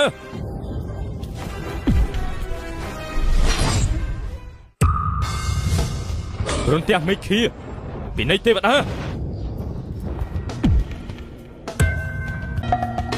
យ៉ាងម៉េចហើយឥឡូវជឿហើយនៅគេជាកូនចៅទេវតាមែនសើអ៊ីណាទៅបដូរខោឲ្យស្អាតតិចទៅបន្តិចទៀតគ្រួសារធំទាំង4មកស្ដីដណ្ដឹងឯងហើយម៉ាខ្ញុំនិយាយថាខ្ញុំមានមិត្តប្រុសហើយមិនបានចាក់ឲ្យពួកគេមកទៀតអញមានមិត្តប្រុសហើយឯណាមនុស្សខ្ញុំថាហើយថ្ងៃនេះគាត់នឹងមកដណ្ដឹងខ្ញុំបានមកចង់ដឹងថាអ្នកដែលមកដណ្ដឹងឯងនោះជាពស់ឬជានាគទើបឯងរឹងរូសបែបនេះ គិតថាវាជាគីគក់សូម្បីតែប្រវត្តិគ្រួសារcủaឯងនេះចេញមិនបានគ្រួសារល្អស្អីទៅគ្មានប្រវត្តិគ្រួសារមនុស្សល្អមិនគ្រប់គ្រាន់មែនទេបើមិនខ្វល់ច្រើនទេបើមិនស័ក្តិសមជាមួយនឹងគ្រួសារសឹងយើងវាយស្លាប់ក៏ប៉ាមិនព្រមដែរស៊ឺអ៊ីនមិនបានជាបងមិនស្លៀកឲ្យសមទិញក៏ដោយមានអំឡែកបន្តិចក៏មកចាស់កម្រិតបែបនេះនេះយ៉ាងម៉េចនេះជាមិត្តប្រុសដែរឯងនិយាយយ៉ាងម៉េចនេះជាមិត្តប្រុសដែរឯងនិយាយត្រូវហើយក៏មិនដែលខ្វល់ពីសម្បកខាងក្រៅទេមានប្រាក់ថាគ្មានប្រាក់ទៅនៅនិយាយថាមិនខ្វល់ស្អីនេះជាពូសឹងមែនទេបែកគ្នាយូរហើយយ៉ាងម៉េចឯងធ្លាប់ជួបយើងធ្លាប់ជួបពេលនោះមុនពេលដែលពូមិនតាន់ផ្លាស់មកនៅក្នុងក្រុងពួកយើងនៅភូមិជាមួយគ្នាខ្ញុំជាកូនប្រុសឈីងវិនធានឈីងហ្វានណាថាម៉េចឈីងវិនធានជាកូនប្រុសឈីងវិនធានដែលចេះតែធ្វើការក្រោយមកក៏បាត់ដំណឹងនោះតើមែនដែរទេមិនខុសទេមិនបានជាបែបនេះកូនបែរជាទៅយកមនុស្សសម្រែម្នាក់លោកពូសឹងមុនពេលដែលពូផ្លាស់មកនៅទីក្រុងពូក៏ជាអ្នកជនបទដែរមែនទេចាំបាច់អីនិយាយបែបនេះមែនហើយពីមុនប៉ាក៏មកពីជនបទដែរមិនក៏រើអាំងគេកូនចង់មកជួយឲ្យប៉ាស្លាប់មែនទេពូសឹងកំខឹងអីមើលចុះខ្ញុំយកកដោមតែងទួយឲ្យពូទឹកចិនតែងទួយនេះសង្ឃឹមថាពូលើកស៊ឺអ៊ីងឲ្យមកខ្ញុំចុះយល់សពតែកណ្ដាលថ្ងៃឡងឈឹងហាយើងដាច់ខាតមិនឲ្យកូនស្រីយើងទៅឯទេត្រូវហើយអញចេញពីផ្ទះមិនឆ្លុះកញ្ចក់ទេគ្រួសារឈឹងជាគ្រួសារស្អីគ្រួសារសឹងពួកយើងគឺជាគ្រួសារស្អីអញចង់មកតង់យើងមែនទេណាមីងនិយាយបែបនេះគឺមិនត្រូវហើយគេនិយាយថាមនុស្សមិនអាចមើលសម្បកក្រៅទេបើនិយាយពីប្រវត្តិសមត្ថភាពខ្ញុំខ្លាំងជាងគ្រួសារសឹងពួកណាមីងច្រើនណាស់ខ្ញុំមកស្ដីនឹងស៊ឺអ៊ីនគឺលោកពូណាមីងអែបអបវិញទៅត្រូវខ្ញុំមកស្ដីនឹងស៊ឺអ៊ីនគឺលោកពូណាមីងអែបអបខ្ញុំវិញទៅត្រូវពិតមែនទេពួកយើងអែបអបឯងគិតថាខ្លួនឯងជាអ្នកណាត្រូវហើយក្រក៏មិនអីតែហេតុអីក៏មិនស្គាល់ខ្លួនឯងបែបនេះឈិនហ្វានបងមកដណ្ដឹងអូនក៏ដណ្ដឹងចុះនិយាយមកអួតអត់ប្រយោជន៍បែបនេះធ្វើអីបងមិនបាននិយាយអួតទេប្រវត្តិបងដើមឡើយខ្លាំងជាងគ្រួសារអូនបងមិនបាននិយាយពេលផ្លាស់ទេពិតមែនទេអញ្ចឹងឯងនិយាយមកឯងមានប្រវត្តិស្អីខ្លះលោកពូណាមីងធ្លាប់ឮគ្រួសារជូកើនៅរាជធានីដែរទេគ្រួសារជូកើច្បាស់ជាធ្លាប់ឮយ៉ាងម៉េចឯងចង់ប្រាប់យើងថាឯងមានទំនាក់ទំនងជាមួយគាត់ទេជូកើហ្វីឡុងគឺជាបងប្អូនធររបស់ខ្ញុំថាម៉េចជូកើហ្វីឡុងជាបងប្អូនធររបស់ឯងត្រូវហើយពូស្ដាំមិនខុសទេឯងដឹងថាជូកើហ្វីឡុងជាមនុស្សបែបណាទេខ្ញុំដឹងជូកើហ្វីឡុងជាវីរបុរសខាងចម្បាំងនៅក្នុងប្រទេសរបស់ពួកយើងមានទ័ពប្រមាណក្នុងដៃនោះគឺជាតារាមេទ័ពភ្លឺបំផុតនៅក្នុងពិភពលោកត្រូវទេមនុស្សដូចជាឯងនេះសូម្បីតែជួសស្បែកជើងឲ្យគេក៏មិនស័ក្តិសមដែរឯងពិតជាពូកែអួតមែនមិនដឹងថាមនុស្សដូចជាមេទ័ពជូកើនេះមនុស្សធម្មតាមួយជីវិតនេះក៏ពិបាកជួបផងឯងបែរជាហ៊ានថាឯងជាបងប្អូនធររបស់គាត់ចំណុចសំខាន់គេមិនដឹងថាលោកមេទ័ពឆ្នាំនេះអាយុ70ទៅហើយបែរជាថាគាត់ជាបងប្អូនធររបស់គេកូនមើលចុះកូនមើលទៅពាក្យបែបនេះក៏និយាយចេញមកគេចង់មកបាមកគ្រួសារសឹងយើងតើមែនដែរទេឈិនហ្វានកុំធ្វើឲ្យខ្ញុំអាម៉ាត់ទៀតអីបានទេពួកអូនសត្វតែមិនជឿមែនទេល្អចាំបងតែហៅបងធំបងមកពួកអូនមិនជឿមែនទេល្អចាំបងតែហៅបងធំបងមកបានហើយឈប់សម្ដែងទៅទោះបីជាឯងនិយាយដល់ទេវតាចុះមកសឹងហ្វូឡុងយើងក៏យើងមិនព្រមលើកកូនស្រីយើងទៅឲ្យឯងដែរត្រូវហើយគ្រួសារមកបជនបទអ្នកណាឲ្យឯងហ៊ានដណ្ដឹងគ្រួសារអភិជនពួកយើងអ្នកណាហ៊ានដណ្ដើមកូនរបស់គ្រួសារសឹងពីខ្ញុំនោះអ្នកប្រុសជីនយ៉ាងម៉េចគេមកដណ្ដឹងដែរត្រូវហើយឲ្យអ្នកប្រុសអស់សំណើចហើយខ្ញុំពិតអស់សំណើចពិតមែនគ្រួសារសឹងហើយណាស់ក៏ជាគ្រួសារធំនៅឈឹងជើដែរមិនបានតែឲ្យឆ្កែឆ្មាមកដណ្ដឹងដែរបែបនេះចាខ្ញុំក៏មិនដឹងហេតុអីមានមនុស្សអត់គេខ្មាស់បែបនេះបើដឹងតាំងពីដំបូងខ្ញុំចិញ្ចឹមឆ្កែពីរក្បាលនៅមាត់ទ្វារមិនឲ្យគេចូលបានឡើយនេះគឺជារបស់អីមួយនេះជាកាដូដែលគេចូលស្ដីដណ្ដឹងចូលស្ដីដណ្ដឹងយកកាដូបែបនេះមកមែនទេគ្រប់100យន់ទេអលអត់យើងសួរឯងបន្តិចឯងដណ្ដឹងគ្រួសារសឹងយកកាដូតិចតួចបែបនេះមកឯងពិតជាមិនចេះខ្មាស់គេទេនេះឯងប្រើស្អីទៅគិតទៅខ្ញុំជូនអ្វីមានអីតាក់ទងជាមួយលោកទៅឯងហ៊ាននិយាយបែបនេះដាក់យើងផងពួកឯងបាទឆ្កែមួយក្បាលនេះវាហ៊ានមិនគ្រប់យើងផងហែកមករបស់វាហើយដកធ្មេញរបស់វាយកមកឲ្យយើងភ្លាមទៅឆ្កែមួយក្បាលនេះវាហ៊ានមិនគ្រប់យើងទៅហែកមករបស់វាហើយដកធ្មេញរបស់វាយកមកឲ្យយើងឲ្យឆាប់ឡើងទៅឆាប់សិនយ៉ាម៉េចគាត់ជាមិត្តប្រុសខ្ញុំលោកមិនអាចប៉ះពាល់គាត់បានទេខ្ញុំស្ដាប់មិនខុសទេគេគឺជាមិត្តប្រុសរបស់នាងគឺនាងខ្វាក់ភ្នែកហើយមែនទេគេគឺជាឆ្កែមួយក្បាលដែលគ្មានប្រាក់គ្មានអំណាចមានត្រង់ណាសមនឹងនាងទៅនោះជារបស់ខ្ញុំមិនតាក់ទងនឹងលោកទេមិនបានថ្ងៃនេះខ្ញុំត្រូវតែលូកដីនាងជាស្រីនៅក្នុងចិត្តរបស់ខ្ញុំយូរហើយខ្ញុំដណ្ដឹងនាងប្រុសនៅឈិងជើទាំងមូលគ្មានអ្នកណាអាចចូលមកដណ្ដើមនាងពីខ្ញុំនោះទេអ្នកណាស៊ីខ្ទឹមសហើយមិនបាច់ចំត់ស្អុយយ៉ាងនេះដល់ប្រុសជើអ្នកព្រមមកហើយស៊ឺអ៊ីនអាចជារបស់ខ្ញុំតែម្នាក់ប៉ុណ្ណោះខ្ញុំថាមកច្បាស់ជាមកហើយយ៉ាងម៉េចជីងយន់ប៉ាយយើងមិនអាចកេងក្អាងនៅទីនេះបានទេគឺយើងយ៉ាងម៉េចឯងចង់ខំយើងមែនទេយើងមិនខំឯងទេតែយើងត្រូវរំលឹកឯងគ្រួសារជីនឯងក៏រាប់ថាជាគ្រួសារមានមុខមាត់តែប្រៀបជាមួយនឹងគ្រួសារជ័យយើងគឺមិនស្មើយើងទេបើសិនជាឯងដឹងខ្លួនឯងឆាប់ចេញភ្លាមទៅកុំនៅទីនេះប្រមាថខ្លួនឯងអីស៊ឺអ៊ីនគឺជារបស់យើងតែម្នាក់ប៉ុណ្ណោះអ្នកណាហ៊ានដណ្ដើមជាមួយយើងនឹងសម្លាប់ម្នាក់នោះចោល យ៉ាងម៉េចថ្ងៃនេះឯងចង់វាយគ្នាជាមួយយើងមែនទេហ៎ វាយក៏វាយឬមួយជាខ្លាចឯងហើយយ៉ាដល់ប្រុសតាពីមានកាអីនិយាយគ្នាទៅនិយាយគ្នាតាមសម្រួលទៅណាហើយយ៉ាដល់ប្រុសតាពីមានកាអីនិយាយគ្នាតាមសម្រួលទៅណាពូសាំងពូក៏មិនរៀនហ្នឹងថ្ងៃនេះខ្ញុំត្រូវតែសម្ពងអាឡាតនេះបំបាក់មនុស្សគ្រួសារជីនប្រហឹនគ្រួសារជាងយើងអាចគ្រប់គ្រងបានមែនទេហើយយ៉ាអ្នកប្រុសជីនណាសុំអ្នកប្រុសកុំខឹងអីគ្រួសារចៅលើនេះពិតជាមិនដូចពីមុនពិតមែនយ៉ាងម៉េចហើយអ្នកប្រុសមិនដឹងទេអីឪពុករបស់អ្នកប្រុសចៅទើបតឡើងជាប្រធានសមាគមនៅឈីងចៅពូរបស់គេឡើងជាមេទ័ពគ្រួសារចៅតែមកយកបានផ្លាស់ប្ដូរទាំងស្រុងអស់បាត់ទៅហើយដឹងដែរទេបានគេឡើងប្រធានសមាគមជំនួញពូរបស់គេឡើងជាមេទ័ពយ៉ាងម៉េចហើយឡើយញ៉ាំបានទេខ្មាស់អៀនហើយឯងអួតទៅចុះឆេងទៅទៅមុខគឺគ្មានដំណឹងអ្វីបន្តិចឯងយកអ្វីមកនិយាយទៅយើងមិនជឿទេសុំទៅផងម្សិលមិញនេះផ្ទៃក្នុងទើបតែប្រជុំសម្រាប់តាមឋានៈគ្រួសាររបស់ឯងបានតែត្រឹមតាមពីក្រោយគ្រួសារយើងប៉ុណ្ណោះយើងជឿឯងទើបចម្លែកមនុស្សប្រភេទឯងនេះយើងស្គាល់ច្បាស់ណាស់ឯងចង់ដំណឹងស៊ីអ៊ីនពីអ្វីក៏ឯងអួតចេញមកដែរថ្ងៃនេះសម្ដីរបស់ឯងអ្នកណាក៏មិនអាចជឿយើងមិនជឿឯងនោះទេឯងគ្មានអីស្មាងទេយើងដណ្ដាប់ជាមួយឯងប៉ះពាល់យើងសាកមើលទៅវាគ្នាមែនទេអ្នកណាខ្លាចឯងទៅចូលមកនេះមាសខ្លាសបាទការប្រដាប់តកូលជើងនោះទៅពេលចូលត្រង់ក្នុងគុកទុកយើងជាអ្នកចាត់ចែងឪពុកម្ដាយឯងយើងជាអ្នករៀបចំចាំពេលពួកឯងចេញមកវិញតែកណ្ដាលជីវិតរបស់ពួកឯងទៀតទុកនៅលើយើងចូលទៅទទួលបញ្ជាអ្នកប្រុសជីណានិយាយគ្នាបានកុំប្រើដៃជើងអីខ្ញុំតកូលជើងមិនខ្លាចមានខ្លាពីនោះទេលោកត្រាតឲ្យសុជិនមកខ្ញុំភ្លាមលពូសាំងលពូឆាប់ជាចេញខ្ញុំទ្រាំនឹងអាឡាត់នេះលេចបានហើយថ្ងៃនេះខ្ញុំត្រូវតែកម្ចាត់គ្រួសារជីនគេចាប់ពីថ្ងៃនេះទៅឈិញជើមានតែគ្រួសារធំ3តែប៉ុណ្ណោះព្រឹទ្ធចាស់ហើយចាត់ការគេទៅបតតាចាជ្រុះថ្មិញក៏ហ៊ានចេញមុខមកប្រយុទ្ធដែរខ្លាសខ្លាមាចាត់ក៏ទៅទូបញ្ជា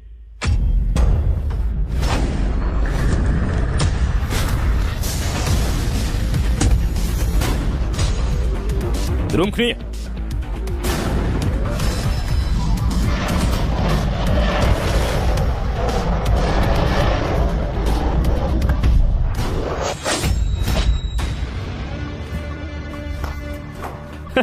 ានៅមានគេទៀតសម្រាប់ឲ្យបោះចេញទៅក្រៅទៅអ្នកប្រុសចៅខ្ញុំដឹងខុសហើយលើខ្ញុំដឹងទៅពេលនេះឯងដឹងខុសហើយយើងប្រាប់ឯងទៅចុះសឹងអ៊ីគឺជាស្រីរបស់យើងតែម្នាក់ប៉ុណ្ណោះអ្នកណាក៏មិនអាចកណ្ដាលពីយើងបានដែរឆាប់ចេញទៅ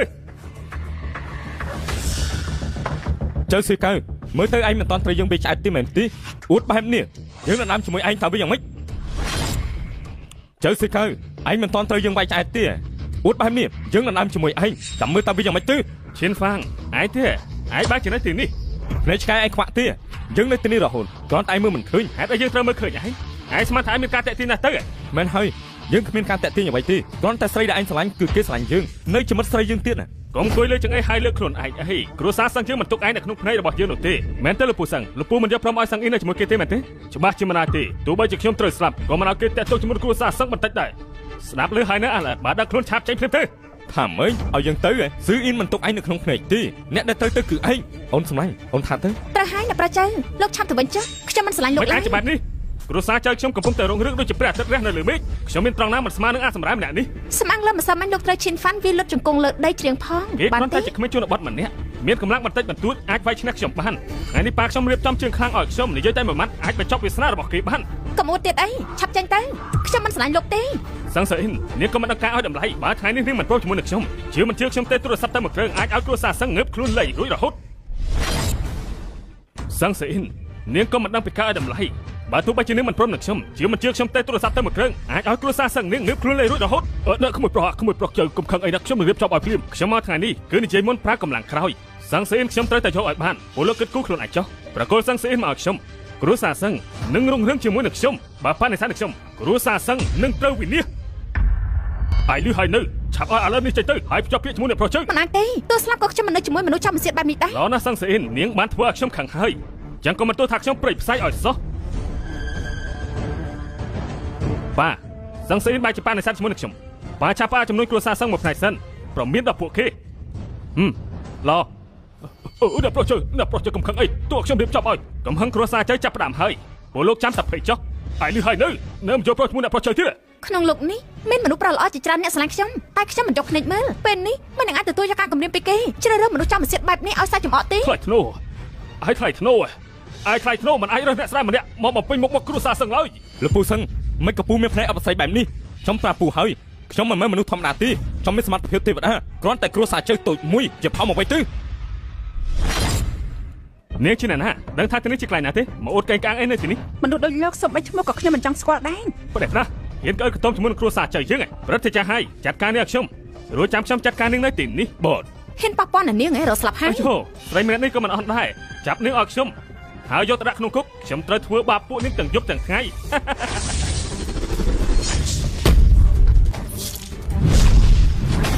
ប្រហានាងជាអ្នកបញ្ជាដល់ដឹងយឺតពេលហើយ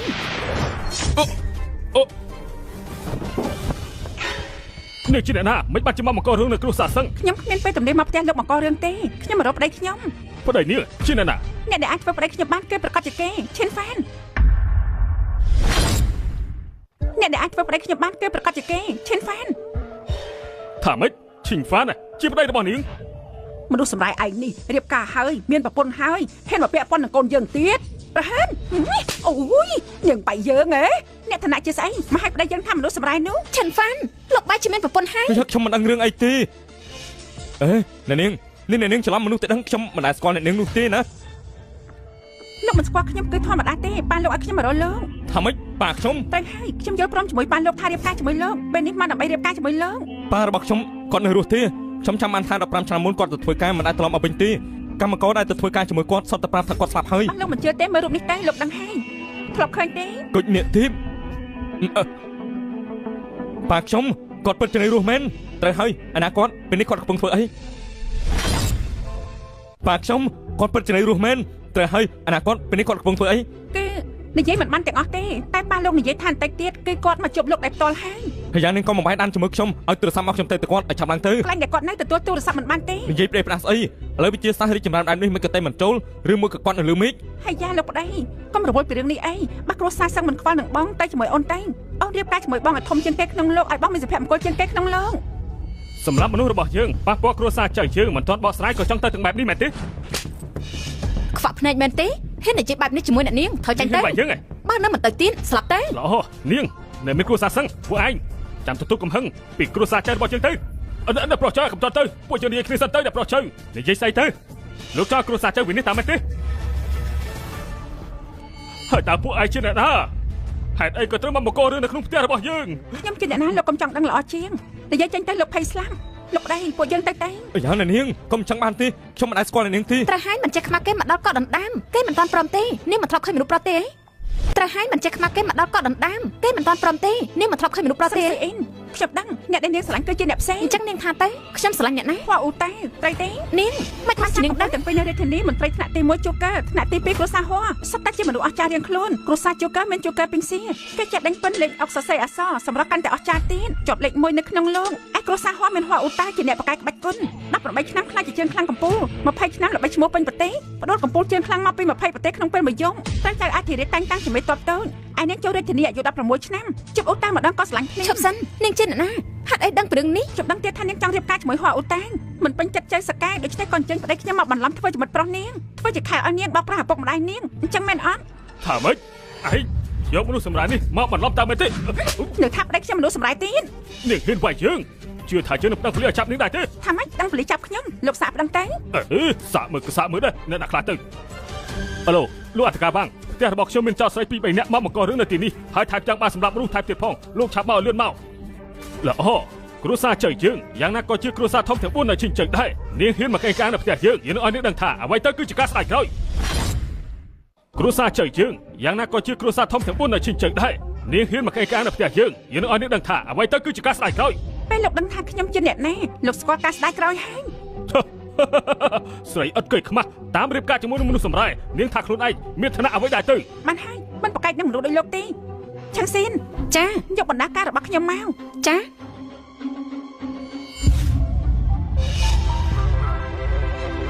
ាលោកដៃចិញ្ចិនពេជ្រគុជនាគសមានតែមួយទេក្នុងលោកសង្ឃឹមថាបងពេញចិត្តអូនទេកុំបែបនេះនាង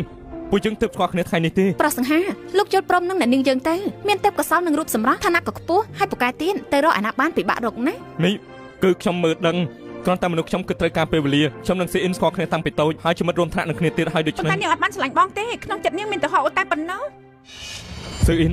គេនិយាយពិតដែរទេតែហើយមនុស្សដែលខ្ញុំស្រឡាញ់គឺពិតជាហូអូតែគាត់ទៅជាវីរៈបរិះក្បាលទល់មេជើងទល់ដីរបស់ខ្ញុំគេជាវីរៈបរិះអ្វីទៅខ្លាំងជាងខ្ញុំទៀតគេមិនរាប់ថាពូកែទេគ្រាន់តែមានទេពកោសល្យពីកំណត់ប៉ុណ្ណោះទេពកោសល្យពីកំណើតខ្លាំងជាងទេវតាទៀត នៃរបស់ឯងគឺឯងជាទេវតា ពូអាចគិតបែបនេះបាន ឈួតហើយឯងឈួតមែនទេហើយ អ្នកនៅទីនេះជាមនុស្សស្អីសំបីខ្លួនឯងក៏ហៅថាជាទេវតាដែរមើលទៅវាដូចជាមនុស្សឡប់យ៉ាងម៉េចទេ ពូមីងប្រមាថទេវតាបែបនេះប្រយ័ត្នទៅទទួលពីនេះ ប៉ុណ្ណឹងបានហាច់ឈិនហ្វាន់ខ្ញុំស្មានថាលោកគ្រាន់តែជាមនុស្សធម្មតាម្នាក់មិននឹកស្មានថាលោកនៅតែចំណាញ់អ្នកខ្លាំងជាងខ្លួនទៀតអួតបដិបដាប៉ះពាល់ដល់និមិត្តរូបរបស់ខ្ញុំធ្វើឲ្យខ្ញុំអស់សង្ឃឹមពេកហើយ នឹងថាខ្ញុំធ្វើឲ្យនឹងអស់សង្ឃឹមសឺអ៊ីននឹងចង់ប្រែកន្លះមែនទេ មិនមែនប្រាក់កន្លះដើម្បីខ្ញុំរកលោកដើម្បីធ្វើជាខែប៉ុណ្ណោះពេលនេះចៅសៀវកែបានតែបាត់ហើយលក្ខខណ្ឌពួកយើងក៏សម្ដេចចាប់ដែរក្នុងកាតនេះមាន 50 ម៉ឺនលោកយកទៅទិញផ្ទះចុះថ្ងៃក្រោយមិនបាច់ជួបផ្ទះទេក៏មិនចាំបាច់ត្រូវគេមកទារថ្លៃផ្ទះដែរ ស្អីគេ50 ម៉ឺនក៏យកមកអួតដែរហ៎លោកប្តីក្នុងនេះមាន100 លានបងយកទៅចាយលេងចោលថាម៉េច100 លានចេះនិយាយចាញ់មកកើតដឹងថា100 លាននឹងប្រមាណទេ ត្រូវហើយឲ្យនាង100 លានមើលទៅកនាងរាប់មិនចេញដែរ មិនជឿហ៎ឆេសៀន ចាអ្នកនាង ទូរស័ព្ទទៅធនាគារឆែកទឹកប្រាក់ក្នុងនេះឲ្យពួកគេបានឃើញអ្វីទៅដែលហៅថាមេឃខ្ពស់ ចា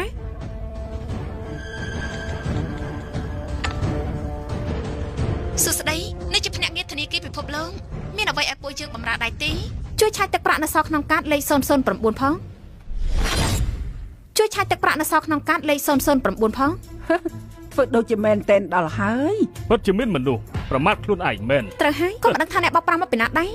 សួស្តីបានឆែកទឹកប្រាក់សល់នៅក្នុងកាតមានលេខ009គឺ100 លានគុណ ពិតជា100 លានមែន លោកប្តីបងត្រូវជឿអូនមិនអាចកុហកបងយ៉ាងម៉េចឥឡូវគិតថាមានលុយត្រឹម50 ម៉ឺននេះមកប្រមាថប្តីខ្ញុំបានទៀតដែរទេ នាងជាអ្នកណានាងបានប្រាក់ច្រើនបែបនេះមកពីណា ខ្ញុំជាអ្នកណាហ៎គ្រាន់តែមានប៉ាម៉ាក់ឈ្មោះថាឈូធានខួរតែប៉ុណ្ណោះ ឈូធានខួរស្អីគេទៅ ឈួតធានខួរក្រៅនោះជាឈ្មោះច្បាយក្រុងឈីងជើរបស់ពួកយើងតាមឯទី ម៉េចច្បាយក្រុងឈិងជើនាងចង់ថានាងជាកូនច្បាយក្រុងឈិងជើអីមិនមែនតែយ៉ាងម៉េចនិយាយមកអត់មានខួរទេបើជាកូនច្បាយក្រុងភ្ជាប់ពាក្យជាមួយគេនៅរាជធានីហើយមិនក៏មកសម្លឹងឃើញអាល្អិតសម្រាយម្នាក់នេះសម្រាយទៀតហើយអ្នកមិនដឹងទេសាវតាប្តីខ្ញុំជាមនុស្សខ្លាំងជាងគេលើលោកទោះជាគ្រួសារអ្នកខ្លាំងជាងនេះ10000 ដងក៏មិនអាចប្រៀបបានដែរ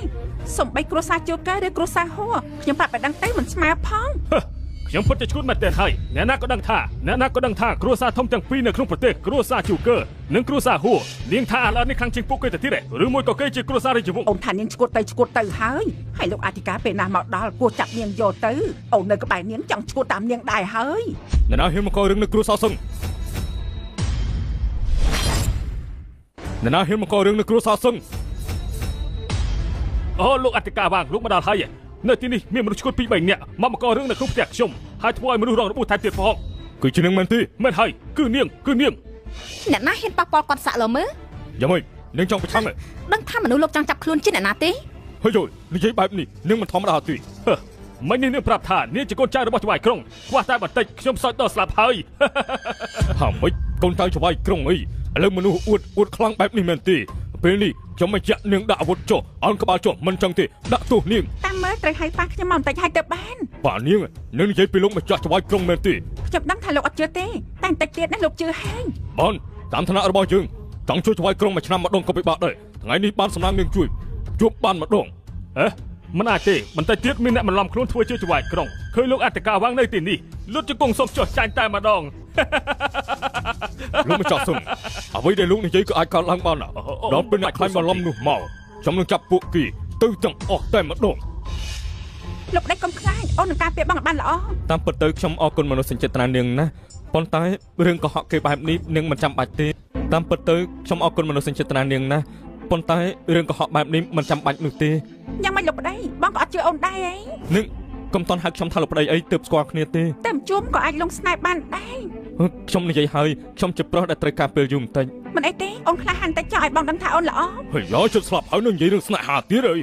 ខ្ញុំចេះទូទាយណាទូទាយថាថ្ងៃនេះខ្ញុំមិនស្លាប់ទេប៉ុន្តែអ្នកដែលរងគ្រោះនោះគឺជាលោកទៅវិញទេឯងហ៊ានដាក់ទំនេរយើងផងអីចាប់ខ្លួនគេទៅឆាប់លើ ឈប់សិន ស៊ឺអ៊ីនឯងធ្វើស្អី លោកពូគេធំមកជាមួយខ្ញុំក្នុងភូមិតែមួយទើបមកក្រុងមិនអាចឃើញគេឯងទុកមកឲ្យខ្ញុំដឹងទៅលើកលែងឲ្យគេទៅ ពូដឹងថាអ្នកប្រុសជើងស្លាញ់អីពូទុកមកឲ្យឯងតែគេត្រូវទៅលុតជង្គង់របស់យើង ឈិនហ្វានលោកកំរឹងរស់ទៀតអីលោកមិនដឹងពីភាពខុសខើក្នុងខ្លួនលោកទេអ្នកមានអំណាចមិនមែនលោកចេះតែប៉ាបានទេលុតជង្គង់ចុះសុំទោសអធិការបាន ជង្គង់របស់ខ្ញុំមិនដីក៏មិនឲ្យខ្ញុំលុតដែរអ្នកដែលខ្ញុំលុតជង្គង់ត្រូវតែស្លាប់លោកទទួលបានទេផ្ដេកផ្ដោះក្អេងក្អាងបែបនេះចាប់ខ្លួនគេយើង លោកហ៊ានទេ ចាប់ទាំងស្រីនេះដែរទៅ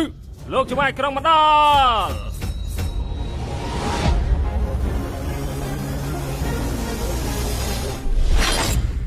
លោកច្បាយក្រុងមកដល់ហើយ លោកជាអ្នកណា ខ្ញុំជាប្រធានសន្តិសុខប្រចាំស៊ីអានវ៉ាងហើយ មិនបានជាលោកនៅទីនេះ ខ្ញុំទទួលពាក្យបណ្ដឹងរបស់លោកម្ចាស់សឹងថាមានមនុស្សមកករឿងត្រូវហើយមានមនុស្សបន្លំខ្លួនធ្វើជាកូនស្រីលោកទៀតខ្ញុំកំពុងតែចាប់គេហើយ អូមានមនុស្សបន្លំជាកូនស្រីយើង មែនហើយគឺនាង ចោលមកទៀត លោកច្បាយក្រុងយ៉ាងម៉េចនឹង យើងមានកូនស្រីតែម្នាក់លោកបាយជាហ៊ានថានាងខ្លាចបន្លំហ៎ អូ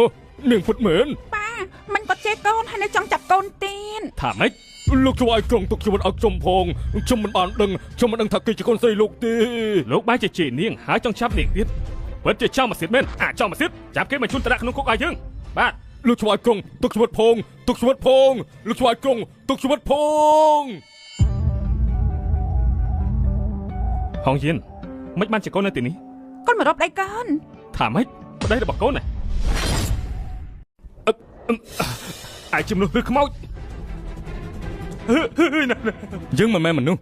ហើយក៏មិនមែនខ្មោចដែរមនុស្សលោកហៅយើងថាគឺជាទេវតា ណែកុំបាយខ្ញុំចាញ់ហើយខ្ញុំព្រមចុះចាញ់ហើយប្រឹងបាត់ហើយណាប្រឹងបាត់ ឮថាឯង18ឆ្នាំឈានដល់កម្រិតកំពូល20ឆ្នាំដើម្បីពេញពិភពលោកឯងមានទេពកោសល្យឯងមើងងាយយើង អត់ទេលោកទេវតាខ្ញុំមានភ្នែកអត់ប្រស្រីមិនដឹងថាក្រៅមេឃមានមេឃក្រៅមនុស្សមានមនុស្សខ្ញុំខុសហើយ មកមើលតាច់មកវរៈបរោះដែលនឹងលួចស្រឡាញ់ច្រើនឆ្នាំមកនេះមែនទេមកមើលទៅ មិនមែនគេខ្សោយពេកទេគឺលោកខ្លាំងពេកមិនបានជាលោកអាចខ្លាំងបែបនេះ ចង់ដឹងហេតុអី ហេតុអី ព្រោះមនុស្សដែលខ្លាំងដូចខ្ញុំនេះឲ្យតែបង្ហាញខ្លួននឹងល្បីខ្ទោទីធ្វើឲ្យមនុស្សទាំងឡាយចោមរុំតែមនុស្សដែលខ្លាំងពិតប្រាកដគេមិនត្រូវការរបស់ទាំងនេះទេដោយខ្ញុំលាក់ខ្លួនរស់នៅដោយធម្មតាប៉ុន្តែមិនស្មានថានឹងមើងងាយខ្ញុំទេ ខ្ញុំ តាមវាសនានាងគំនិតរបស់នាងមួយជីវិតនេះនាងច្បាស់ជាមិនបានជួបមនុស្សល្អពិតនោះទេនិយាយមកឯងធ្វើឲ្យកូនស្រីច្បាយក្រុងរបួសហើយនៅប្រមាថយើងទៀតចង់ស្លាប់បែបណា មិនអាចសម្លាប់ខ្ញុំទេ អូយ៉ាងម៉េចឬមកឯងនៅមានកម្លាំងតបទៀត ក្រោយខ្ញុំជាគ្រួសារហួរតាខ្ញុំគឺជាអូបរ៉ាយបាច់បាត់ហួរតង់បើឯងហេប៉ះពាល់ខ្ញុំគាត់និយាយតែមួយម៉ាត់គ្រួសាររបស់ឯងនឹងវិញនេះក្រោយខ្ញុំជាគ្រួសារហួរតាខ្ញុំគឺជាអូបរ៉ាយបាច់បាត់ហួរតង់បើឯងហេប៉ះពាល់ខ្ញុំគាត់និយាយតែមួយម៉ាត់គ្រួសាររបស់ឯងនឹងវិញនេះ វ៉យអូប្រាយបច្ចុប្បន្នហួរតង់យើងខ្លាចណាអញ្ចឹងយើងផ្ដល់ឱកាសឲ្យឯងទេទូរស័ព្ទទៅតារបស់ឯងឲ្យមកភ្លាមមក ល្អអាអត់ដែរអំនួតឯងកៃកាបែបនេះយើងសម្រេចបំណងឯងអាឡូលោកតាខ្ញុំត្រូវគេវាយហើយ ថាម៉េចអញត្រូវគេវាយខ្លាំងបែបនេះអ្នកណាឯងបាយឯងបើ ខ្ញុំក៏មិនដឹងដែរគឺជាក្មេងសម្រែមកពីជនបទដណ្ដើមស្រីខ្ញុំហើយបាយខ្ញុំទៀតខ្ញុំវាយមិនឈ្នះគេទេ មិននឹងអាចទៅហ៊ានវាយចៅប្រុសរបស់យើងម្លេះទីតើនឹងទៅកម្ចាត់គ្រួសារគី ឡោខ្ញុំរងចាំលោកតាយើងនាំមនុស្សមកហើយនឹងកម្ចាត់គ្រួសារឯងតែមួយចោះទាំងអស់ លោកដៃបងកុំខ្លាចអូនទូរស័ព្ទទៅលោកតាភ្លាម មិនចាំអាចទេម្លេះទេណាបើគេហ៊ានហៅមនុស្សមកនោះបងក៏មានលទ្ធភាពកម្ចាត់ពួកគេដែរ លោកតានិយាយថាបើបងមានរឿងអីឲ្យអូនប្រាប់គាត់មិនអញ្ចឹងគាត់បន្ទោសអូនហើយ ក៏បាន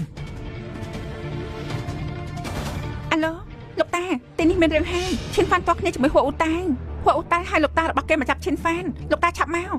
ល្អណាស់លោកដៃកុំខ្លាចលោកតាបាននិយាយឲ្យថានាំតបអាកាស 3000 អ្នកមកឆឹងចេញប្រយុទ្ធងាប់រស់ជាមួយនឹងគ្រូសាហួរ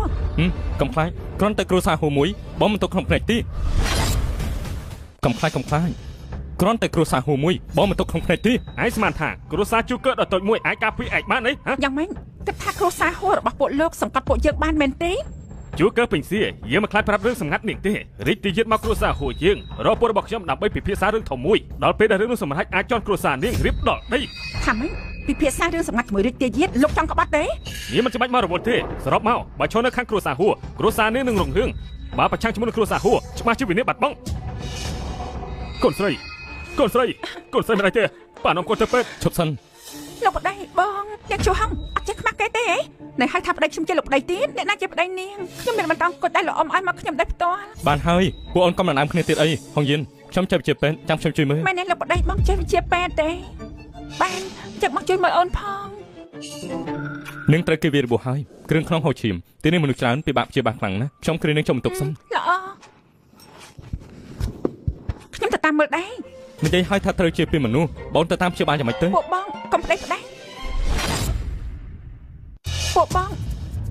កុំប្តីផ្ដាស់ អូនគិតដល់ណាហើយគ្រាន់តែព្យាបាលប៉ុណ្ណោះវិជាពេទ្យរបស់បងពូកែណាឬមួយអូនជួយបងទេ ក៏បាន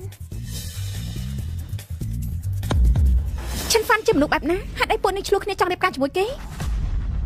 ខ្ញុំមិនដឹងថាគេជាមនុស្សអីទេតែនាងមិនសមនឹងគេឡើយលោកប្តី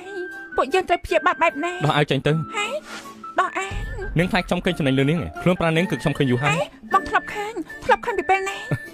ខ្ញុំគ្រាន់តែសម័យថែរូបរាងមនុស្សស្រីប៉ុនគ្នាប៉ុណ្ណោះមានអ្វីចម្លែកទេល្អអូនដា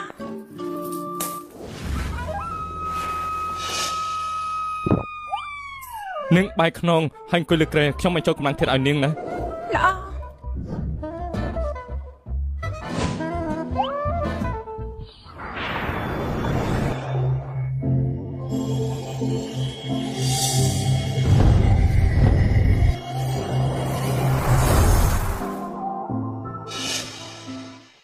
អ្នកណាហ៊ានវាយចៅប្រុសរបស់យើងចេញមកភ្លាមលោកតាខ្ញុំនៅទីនេះលោកតាគឺខ្ញុំនៅទីនេះលោកតាអ្នកណាហ៊ានវាយចៅប្រុសរបស់យើងថាប់ចេញមកភ្លាមអាយ៉ាលោកតាខ្ញុំនៅទីនេះខ្ញុំនៅទីនេះលោកតាខ្ញុំនៅទីនេះអាយ៉ាលោកតាចៅប្រុសអ្នកណាវាយអញបែបនេះគឺក្មេងមកពីជនបទពេលនេះគេនៅក្នុងបន្ទប់ថាតើគេចេញមកភ្លាមយើងបំបីសាកសពរបស់គេបាទជប់សិនក្រែងនាងជានាងចំអកគ្រួសារជូកើលោកតានាងគឺជាបាក់ពួកអាល្អិតនោះនាងជួយដល់គេរហូតមិននឹងឲ្យទៅដើម្បីក្មេងជនបទម្នាក់នាងប៉ះពាល់គ្រួសារហួយយើងផងគេជាបងប្អូនធម៌របស់លោកតាខ្ញុំពួកលោកប៉ះពាល់គេដូចប៉ះពាល់ដល់ខ្ញុំអញ្ចឹងហាមិនគេជាបងប្អូនធម៌របស់ជាតានាងនាងលេងសើចឈ្មោះចំទេពួកលោកជាមិនជាក៏តាមចិត្តលោកតាខ្ញុំនិយាយថាបើពួកលោកហ៊ានប៉ះពាល់គេគ្រួសាររបស់ខ្ញុំនឹងប្រឹងឲ្យអស់លទ្ធភាពទប់ទល់ជាមួយពួកលោកនាងស្មានថាយើងខ្លាចគ្រួសារនាងអីមិនតាក់ទងនឹងការខ្លាចទេគ្រួសារជូកើខ្ញុំមិនដែលបង្ករឿងមុនតែបើមានអ្នកបង្ករឿងគឺពួកយើងពិតជាមិនដែលខ្លាចនាងនិយាយបែបនេះទៅហើយថ្ងៃនេះយើងប៉ះពាល់គ្រួសារជូកើសាក់មើលចាប់ខ្លួននាងឲ្យយើងបាទអ្នកណាហ៊ានប៉ះពាល់នាងសាក់មើលលោកតាអាឡិតនេះជាអ្នកវាយខ្ញុំអ្នកណាហ៊ានប៉ះពាល់នាងសាក់មើល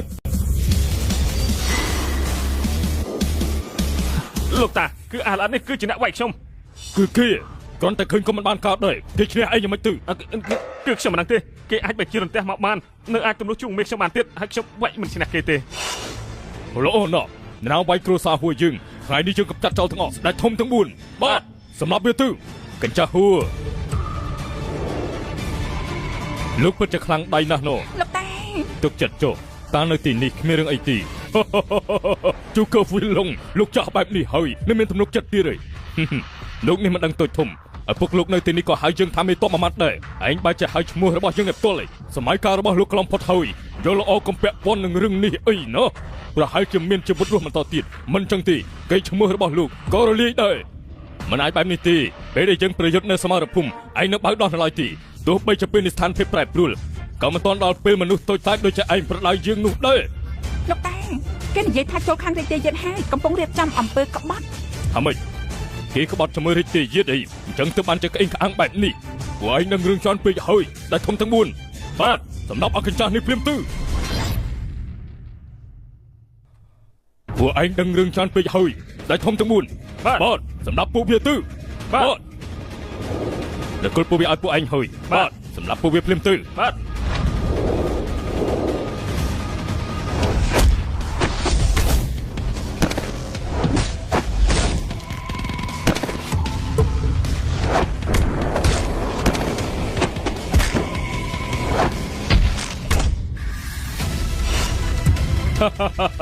ចាំមិនដែលកញ្ចាស់ហួរគិតថាខ្លួនឯងនឹកខ្ចីបន្តិចដែរទី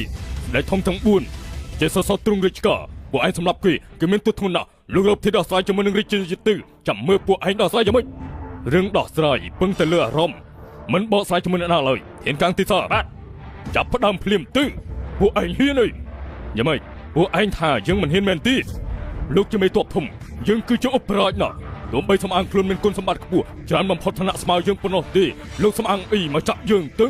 ម្យ៉ាងទៀតពេលនេះយើងនៅជាមួយនឹងរាជទាយាទទើបហ៊ានប៉ះពាល់យើងរាជទាយាទនឹងមិនលើកលែងឲ្យពួកឯងនោះទេឯងបែរជាយករាជទាយាទមកការពារឯងមិនដឹងថាយើងត្រូវសម្រាប់ឯងទោះបីជារាជទាយាទនៅទីនេះក៏ដោយរាជទាយាទយើងមកដល់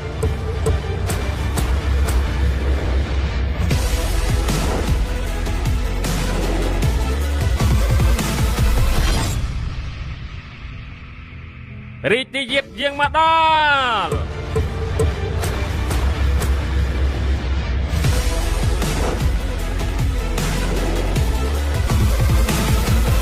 រាជទាយាទទ្រង់មកចំពេលល្អណាស់កញ្ចាស់ជូកើនោះសំបីទ្រង់កុំទុកកំភ្លេចដែរអមិញបើយើងបានស្រាប់ឬហើយយ៉ាងម៉េចជូកើហ្វីឡុងលោកចង់បះបោតាមមែនទេសូម្បីខ្សែរាជវង្សក៏មិនទុកក្នុងភ្នែកដែរជូកើហ្វីឡុងដើម្បីរាជដើម្បីនគរមានទេវតាជាសាក្សី សូមរាជទាយិតកំចាត់ប្រកាន់ទូលបង្គំបែបនេះអីឡោះចឹងយកអាកាសលោកមួយលុតជង្គង់ហើយស្ដាប់បញ្ជារបស់យើងទូលបង្គំស្ដាប់តែបញ្ជាជាតិនឹងទឹកដីប៉ុណ្ណោះមិនអាចស្ដាប់បង្គាប់អ្នកផ្សេងអ្នកណាទាំងអស់លោកពិតជាមិនស្គាល់ការលើកស្ទួយមែនយើងទើបតែទទួលបានដំណឹងថាលោកប៉ះតកិច្ចគ្នានៅទីនេះតាមរឿងអ្វីទៅឥឡូវជនបទម្នាក់នេះមិនដឹងរៀនវិជ្ជាគុំវិស័យមកផ្នែកទេវាចៅរបស់ទូលបង្គំទៅច្បាប់នេះរាជទាយិតវាឡងការពារគេទៀតបាននិយាយហើយគ្រួសារពួកយើងស្ដាប់បញ្ជារាជទាយិតពួកគេតែមិនទុករាជទាយិតនៅក្នុងភ្នែកនោះទេគឺពួកគេអាក្រក់ណាស់មិនជនបទក្រីក្រម្នាក់ហ៊ានប៉ះពាល់ខ្សែរាជវង្សឯងសម្រាប់គេចោលទៅមកត្រង់ទៅប៉ះពាល់គាត់ក៏សាក់មើលទៅយូកើពេញសៀនាងហ៊ានប្រឆាំងជាមួយនឹងយើងឯងមិនល្អហើយចៅអធិរាជចិត្តមានរឿងធំហើយមិនល្អហើយចៅអធិរាជចិត្តមានរឿងធំហើយតាមរឿងធំអីទៅរាជទាយិតចង់សម្លាប់ព្រះបត្រាឈិនហ្វានថាម៉េចថ្ងៃនេះបើសិនជានាងមិនព្រមធ្វើជាស្នំរបស់យើងទេយើងនឹងប្រហារជីវិតគ្រួសារជូកើមិនឲ្យសល់សម្បៃស្មៅមួយទងមិនអាចជាបែបនេះទូលបង្គំជាមេទ័ព50ឆ្នាំការពារប្រទេសជាតិទ្រង់អាងខ្លួនជារាជទាយិតមកសង្កត់ទូលបង្គំតែមែនទេយើងគៀបសង្កត់លោកតើវាយ៉ាងម៉េចអង្គរៈបតសម្រាប់អ្នកស្រាននេះចោលទៅអ្នកណាហ៊ានរាំងសម្រាប់គេដែរទេហ៊ានកាំងទីសបតការពារឈិនហ្វនអ្នកណាចូលមកសម្រាប់អ្នកនោះទៅបតខ្ញុំថាកុំអីរឿងតូចតាចបែបនេះគឺខ្ញុំអាចដោះស្រាយខ្លួនឯងបានលោកពូនឈិនហ្វនឯងថយទៅជាឃាតករខ្លាំងជាងគេនៅក្នុងប្រទេសឡុងណាម្នាក់អាចទប់ទល់រាប់លានអ្នកនគរទាំងមូលមាន10អ្នកទេគេមើលការខុសត្រូវខ្សែរាជចំពុងណាអត់ទេខ្ញុំថាពួកគេមិនមែនដៃគូរបស់ខ្ញុំតែទាំងអស់ហ្នឹងឆាប់សម្លាប់គេទៅឈប់ភ្លាមមិនអាចសម្លាប់ទេហេតុអីឈិនហ្វាន់ជាព្រះបត្រាពួកលោកគឺជាបងប្អូននាងកំពុងតែនិយាយប្រាប់អីខ្ញុំមិនចាំមិនកុហកទេឈិនហ្វាន់ជាមនុស្សដែលចៅអធិរាជប្រកាសរកទូទាំងនគរពេលនេះចៅអធិរាជកំពុងតែយាងមកហើយ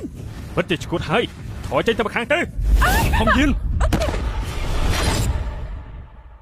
ពិតជាឈួតហើយថយចេញទៅខាងទៅហំយិននៅឈ្មោះអីទៀតឆាប់កំចាត់អ្នកដែលរៀបរាប់ទៅបាទ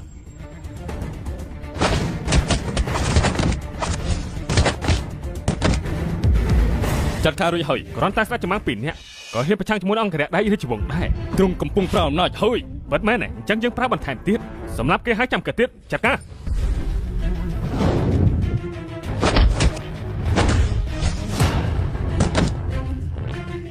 លោកតាបងធំមិនបានจะធ្វើបែបនេះឆាប់សម្រាប់គេទៅឃុំខ្លួនយុទ្ធសាស្ត្ររន្ទះជួយខ្ញុំ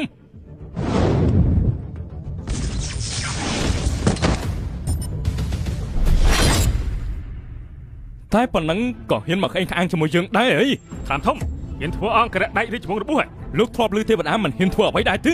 ថាម៉េចទេវតាមិនខុសទេយើងគឺជាទេវតាលោកស្មារអំណាចធ្វើបាបគេបែបនេះចង់ស្លាប់ដោយរបៀបម៉េចកុំនៅទីនេះសម្ដែងអីក្នុងលោកនេះសុទ្ធតែជាទឹកដីរបស់ស្ដេចហើយហ៊ានប៉ះពាល់យើងរាជសារមួយកាត់ក្បាល9ចំនួនពិតមែនអញ្ចឹងថ្ងៃនេះគឺខ្ញុំមិនចង់ជឿឡើយលោកប្អូនរាជទាយិតមិនអាចវិបានទេអាចមានរឿងបងធំមានអ្វីដែលខ្ញុំមិនអាចវិទេជឿខ្ញុំទៅខ្ញុំមិនធ្វើបងអត់សង្ឃឹមទេលោកគិតថាលោកគេវាយមិនបានអញ្ចឹងថ្ងៃនេះយើងនឹងវិលោកហើយ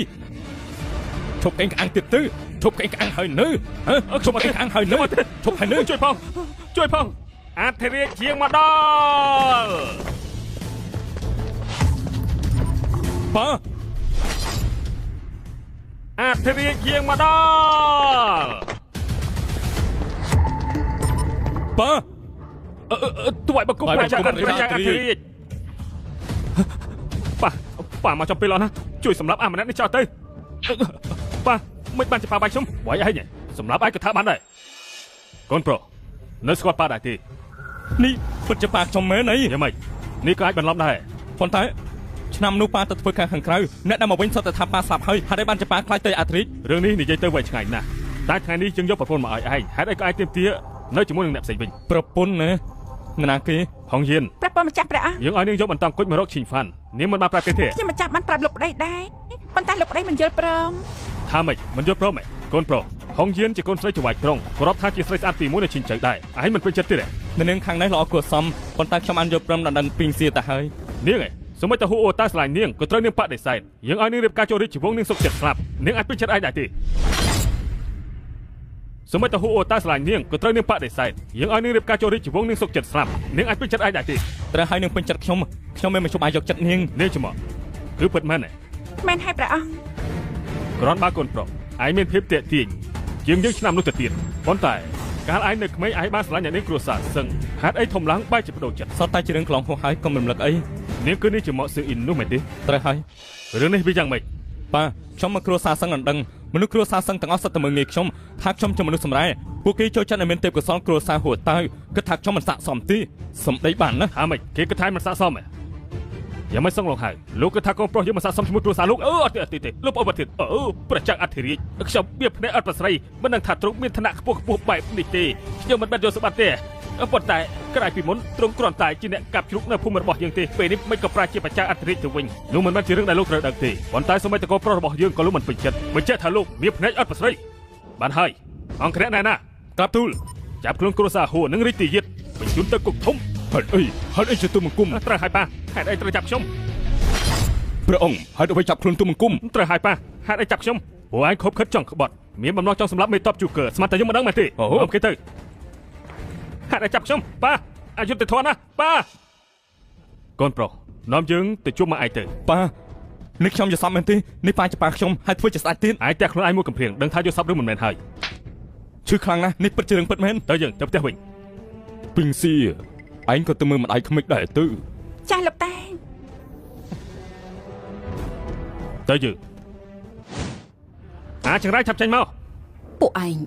ងធ្វើអីកូនប្រុសនេះទៅពាក់ថ្លៃផ្ទះយើងមិនសងហើយនៅវាយយើងដល់ណាំស្រីរបស់យើងថែមទៀតអ្នកណាឲ្យនេះបង្កើតគេចេញមកបញ្ជីមួយនេះយើងគិតជាមួយនាងថាកែជើមានរឿងអ្វីកាត់ឡើងមិនចាំបាច់សួរច្រើនទេឆាប់នេះឲ្យយើងបាទពួកឯងចង់ធ្វើអីចង់មិនទោសតែមិនទោសកូនប្រុសរបស់នាងដែលយកភ្លើងមកបលែងលេងទៅហ៊ានប៉ះពាល់យើងនឹងឲ្យវាស្លាប់តែមិនទោសកូនប្រុសរបស់នាងដែលយកភ្លើងមកបលែងលេងទៅហ៊ានប៉ះពាល់យើងនឹងឲ្យវាស្លាប់ឈិនហ្វានជាក្មេងស្លូតត្រង់ម្នាក់គេមិនបង្ករឿងឡើយស្លូតត្រង់សំបីមនុស្សកំណាចដូចជាយើងក៏គេហ៊ានប៉ះពាល់ឆាប់ឡើងតែទូរស័ព្ទតកូនប្រុសនាងឲ្យគេមកវិញបញ្ជីមួយនេះត្រូវតែជំរះជាមួយគេឲ្យបានល្អលែងយើងទៅយើងមិនទៅទេរឹងរូណាន់តាហ្វងកាក្រែគ្មានមិត្តស្រីនោះអីស្រីចាស់ម្នាក់នេះយើងប្រកល់ឲ្យឯងធ្វើបាបនាងឲ្យបានល្អឲ្យយើងពិតមែនទេណាប្រុសជើយើងនិយាយឲ្យឯងធ្វើក៏ធ្វើទៅមិនក៏ឯងនិយាយច្រើនម្លេះហើយខ្ញុំចូលចិត្តខ្លាំងណាស់ត្រូវកញ្ចាស់ភ្លោះរសជាតិរបស់យើងម្ដងទៅចាំមើលថាវាមានរសជាតិបែបម៉េច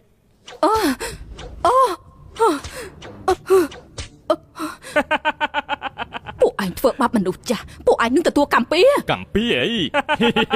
យើងគឺកម្មពៀវើយផងចឹងឯងប្រកាសធ្វើបាបគេមែនវើយរកស្លាប់ហើយ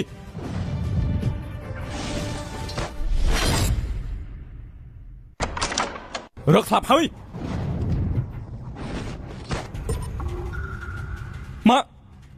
កូនប្រុសឆាប់រត់ទៅពួកគេចង់ចាប់ខ្លួនឯងឆាប់រត់ទៅម៉ាក់មិនអីទេពេលនេះអ្នករកខ្ញុំអ្នកនោះនឹងស្លាប់ហើយចៅសិវកៅគឺឯងទៀតហើយច្បាស់ជាយើងហើយព្រោះថាតាំងពីឯងធ្វើឲ្យយើងខឹងមកធ្វើឲ្យយើងសម្បត្តិអាក្រក់បណ្ដេញមិនចេញឯងស្មានតែខ្លួនឯងជាស្អីទៅនៅក្នុងភ្នែករបស់យើងឯងគ្រាន់តែជាសាឡអត់ប៉ុណ្ណោះទេមិនយ៉ាងឯងទៅរួចគឺឯងមិនស្គាល់ពីសមត្ថភាពរបស់យើងពូទី2របស់យើងក៏ជាមេតបដែរឯងហ៊ានតតាំងជាមួយនឹងយើងគេថាពូទី2គេជាមេតបខ្ញុំខ្លាចណាស់មេតបម្នាក់យើងហាមកក៏ស្លាប់ហើយលោកគឺឈិនវិនធានក្រែងបងស្លាប់នៅពេលតែធ្វើការនៅខាងក្រៅហើយបងនៅរស់ទេប្រពន្ធសម្លាញ់ទេវតាមិនហ៊ានទទួលបងបញ្ជូនបងត្រឡប់មកវិញជួបជុំជាមួយនឹងប្រពន្ធកូនជួបជុំគ្នាយើងជួនអំណាចពួកឯងទៅជួបជុំគ្នានៅក្នុងឋាននរកអាម៉ៅសាភីវចាត់ការពួកគេទៅមិនប្រមាណកម្លាំងមែន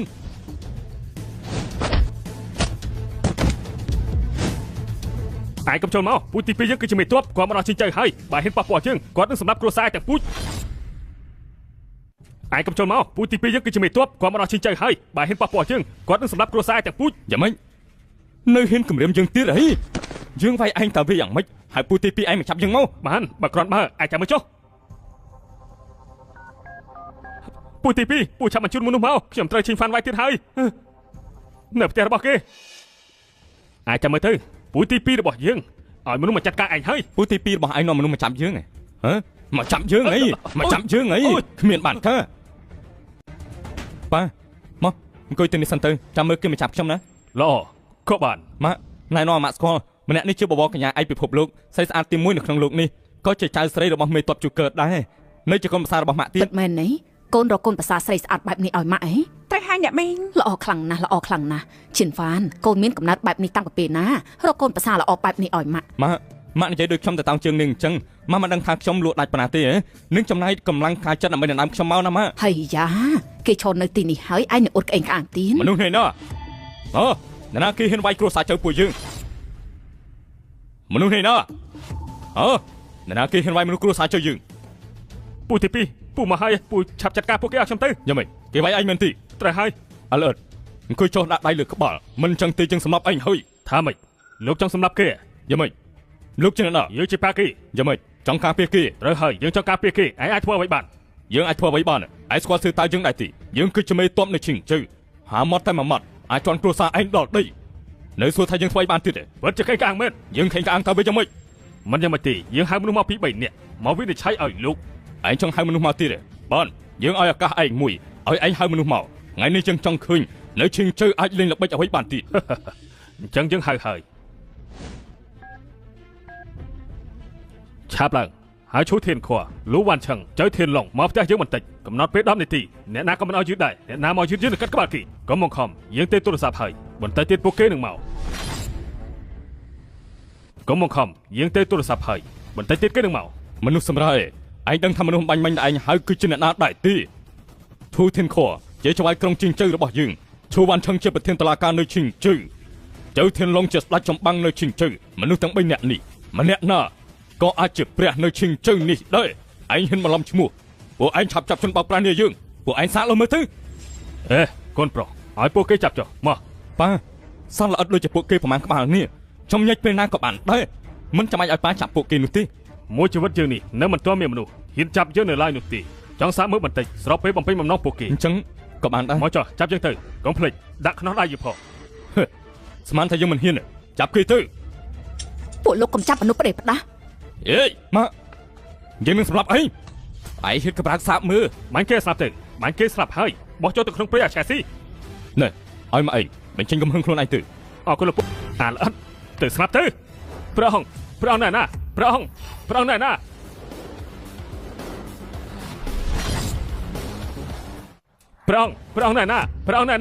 ព្រះអង្គណែណាចៅឯកក្រុងប្រធានតុលាការស្ដេចចម្បាំងព្រះអង្គណែណាព្រះអង្គអ្នកណាហ៊ានដាក់ខ្នោះព្រះអង្គក្រុងទាំង36នៅនគរឡុងយើងទៅដល់ណាក៏មិនទទួលស្វាគមន៍មានតែម្ដងឈិញជើបើឈានដាក់ខ្នោះយើងឯងសួរគេទៅអ្នកណាដាក់ខ្នោះព្រះអង្គគឺឯងចោលមកស៊ីខ្ញុំមិនដឹងថាគាត់ជាព្រះអង្គទេនៅមិនឆាប់ដល់ខ្នោះទៀតអូយខ្ញុំដកខ្ញុំឯងស្មានថាខ្នោះរបស់ឯងអាចឃុំនេះបានយើងគ្រាន់តែចង់ឲ្យឋានៈលើរបស់ឯងបានឃើញឯងថ្លំធំប៉ុណ្ណាឯងនេះពិតជាចោលមកស៊ីមែនខ្ញុំខុសហើយព្រះអង្គសូមព្រះអង្គទុកជីវិតផងយកមនុស្សទាំងនេះទៅប្រហារជីវិតទៅស៊ើមើលគ្រួសារជើងទាំង6ចំនួនទទួលបញ្ជាយកមនុស្សទាំងនេះទៅប្រហារជីវិតទៅស៊ើមើលគ្រួសារជើងទាំង6ចំនួនទទួលបញ្ជាព្រះអង្គទុកជីវិតផងព្រះអង្គទុកជីវិតផងព្រះអង្គទុកជីវិតផងយ៉ាងម៉េចឯងខាងទៅ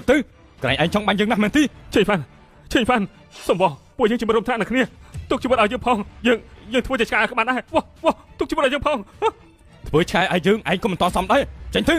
ព្រះអង្គទុកជីវិតផងព្រះអង្គទុកជីវិតផងនៅមានពលលោកទៀតគ្រប់គ្រងមិនបានល្អទម្លាក់តំណែង3ថ្នាក់ចាំមើលទៅក្រាបទូលនាំគ្នាចេញទៅក្រាបទូលឆិនហ្វាន់វិនធានតើនេះមានរឿងអី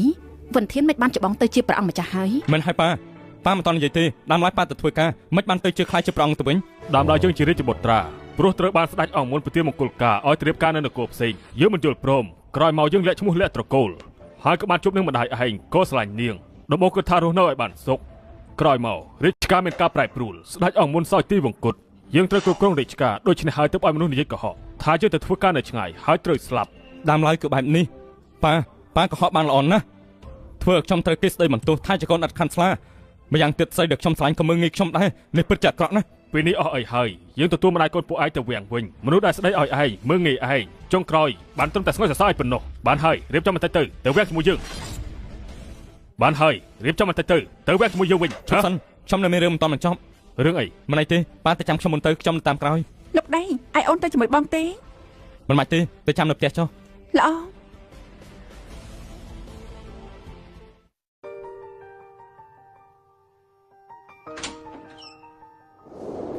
ឈិនហ្វាន់បងមកហើយមិនស្មានថានាងទុករូបនៅពេលនោះទៀតណាត្រូវខ្ញុំនឹកដល់ពួកយើងនៅពេលនោះណាពួកយើងនៅពេលនោះក៏ស្លូតត្រង់ណាមិនចង់បានគេឈ្មោះមានតែការសប្បាយអញ្ចឹងពួកយើងត្រឡប់ទៅពីមុនបានទេត្រឡប់ទៅពីមុនណាត្រូវហើយនាងដឹងថាពេលនេះខ្ញុំចង់ធ្វើអ្វីដែរទេធ្វើអីបងនៅទុករូបថតពួកយើងទៀតទេត្រូវហើយ ប៉ុន្តែពេលនេះខ្ញុំចង់កំទេចវាចង់ ថាម៉េចបងចង់កំទេចវា ធ្លាប់លើពាក្យមកឃ្លានដែរទេ ពាក្យអ្វី ការពីមុននឹងមិនរវល់ឥឡូវនេះតង់មិនបាននោះទេ18ឆ្នាំមកនេះគឺខ្ញុំតែដើរតាមនាងរហូតតែនាងមើលមិនអាចឃើញខ្ញុំទេ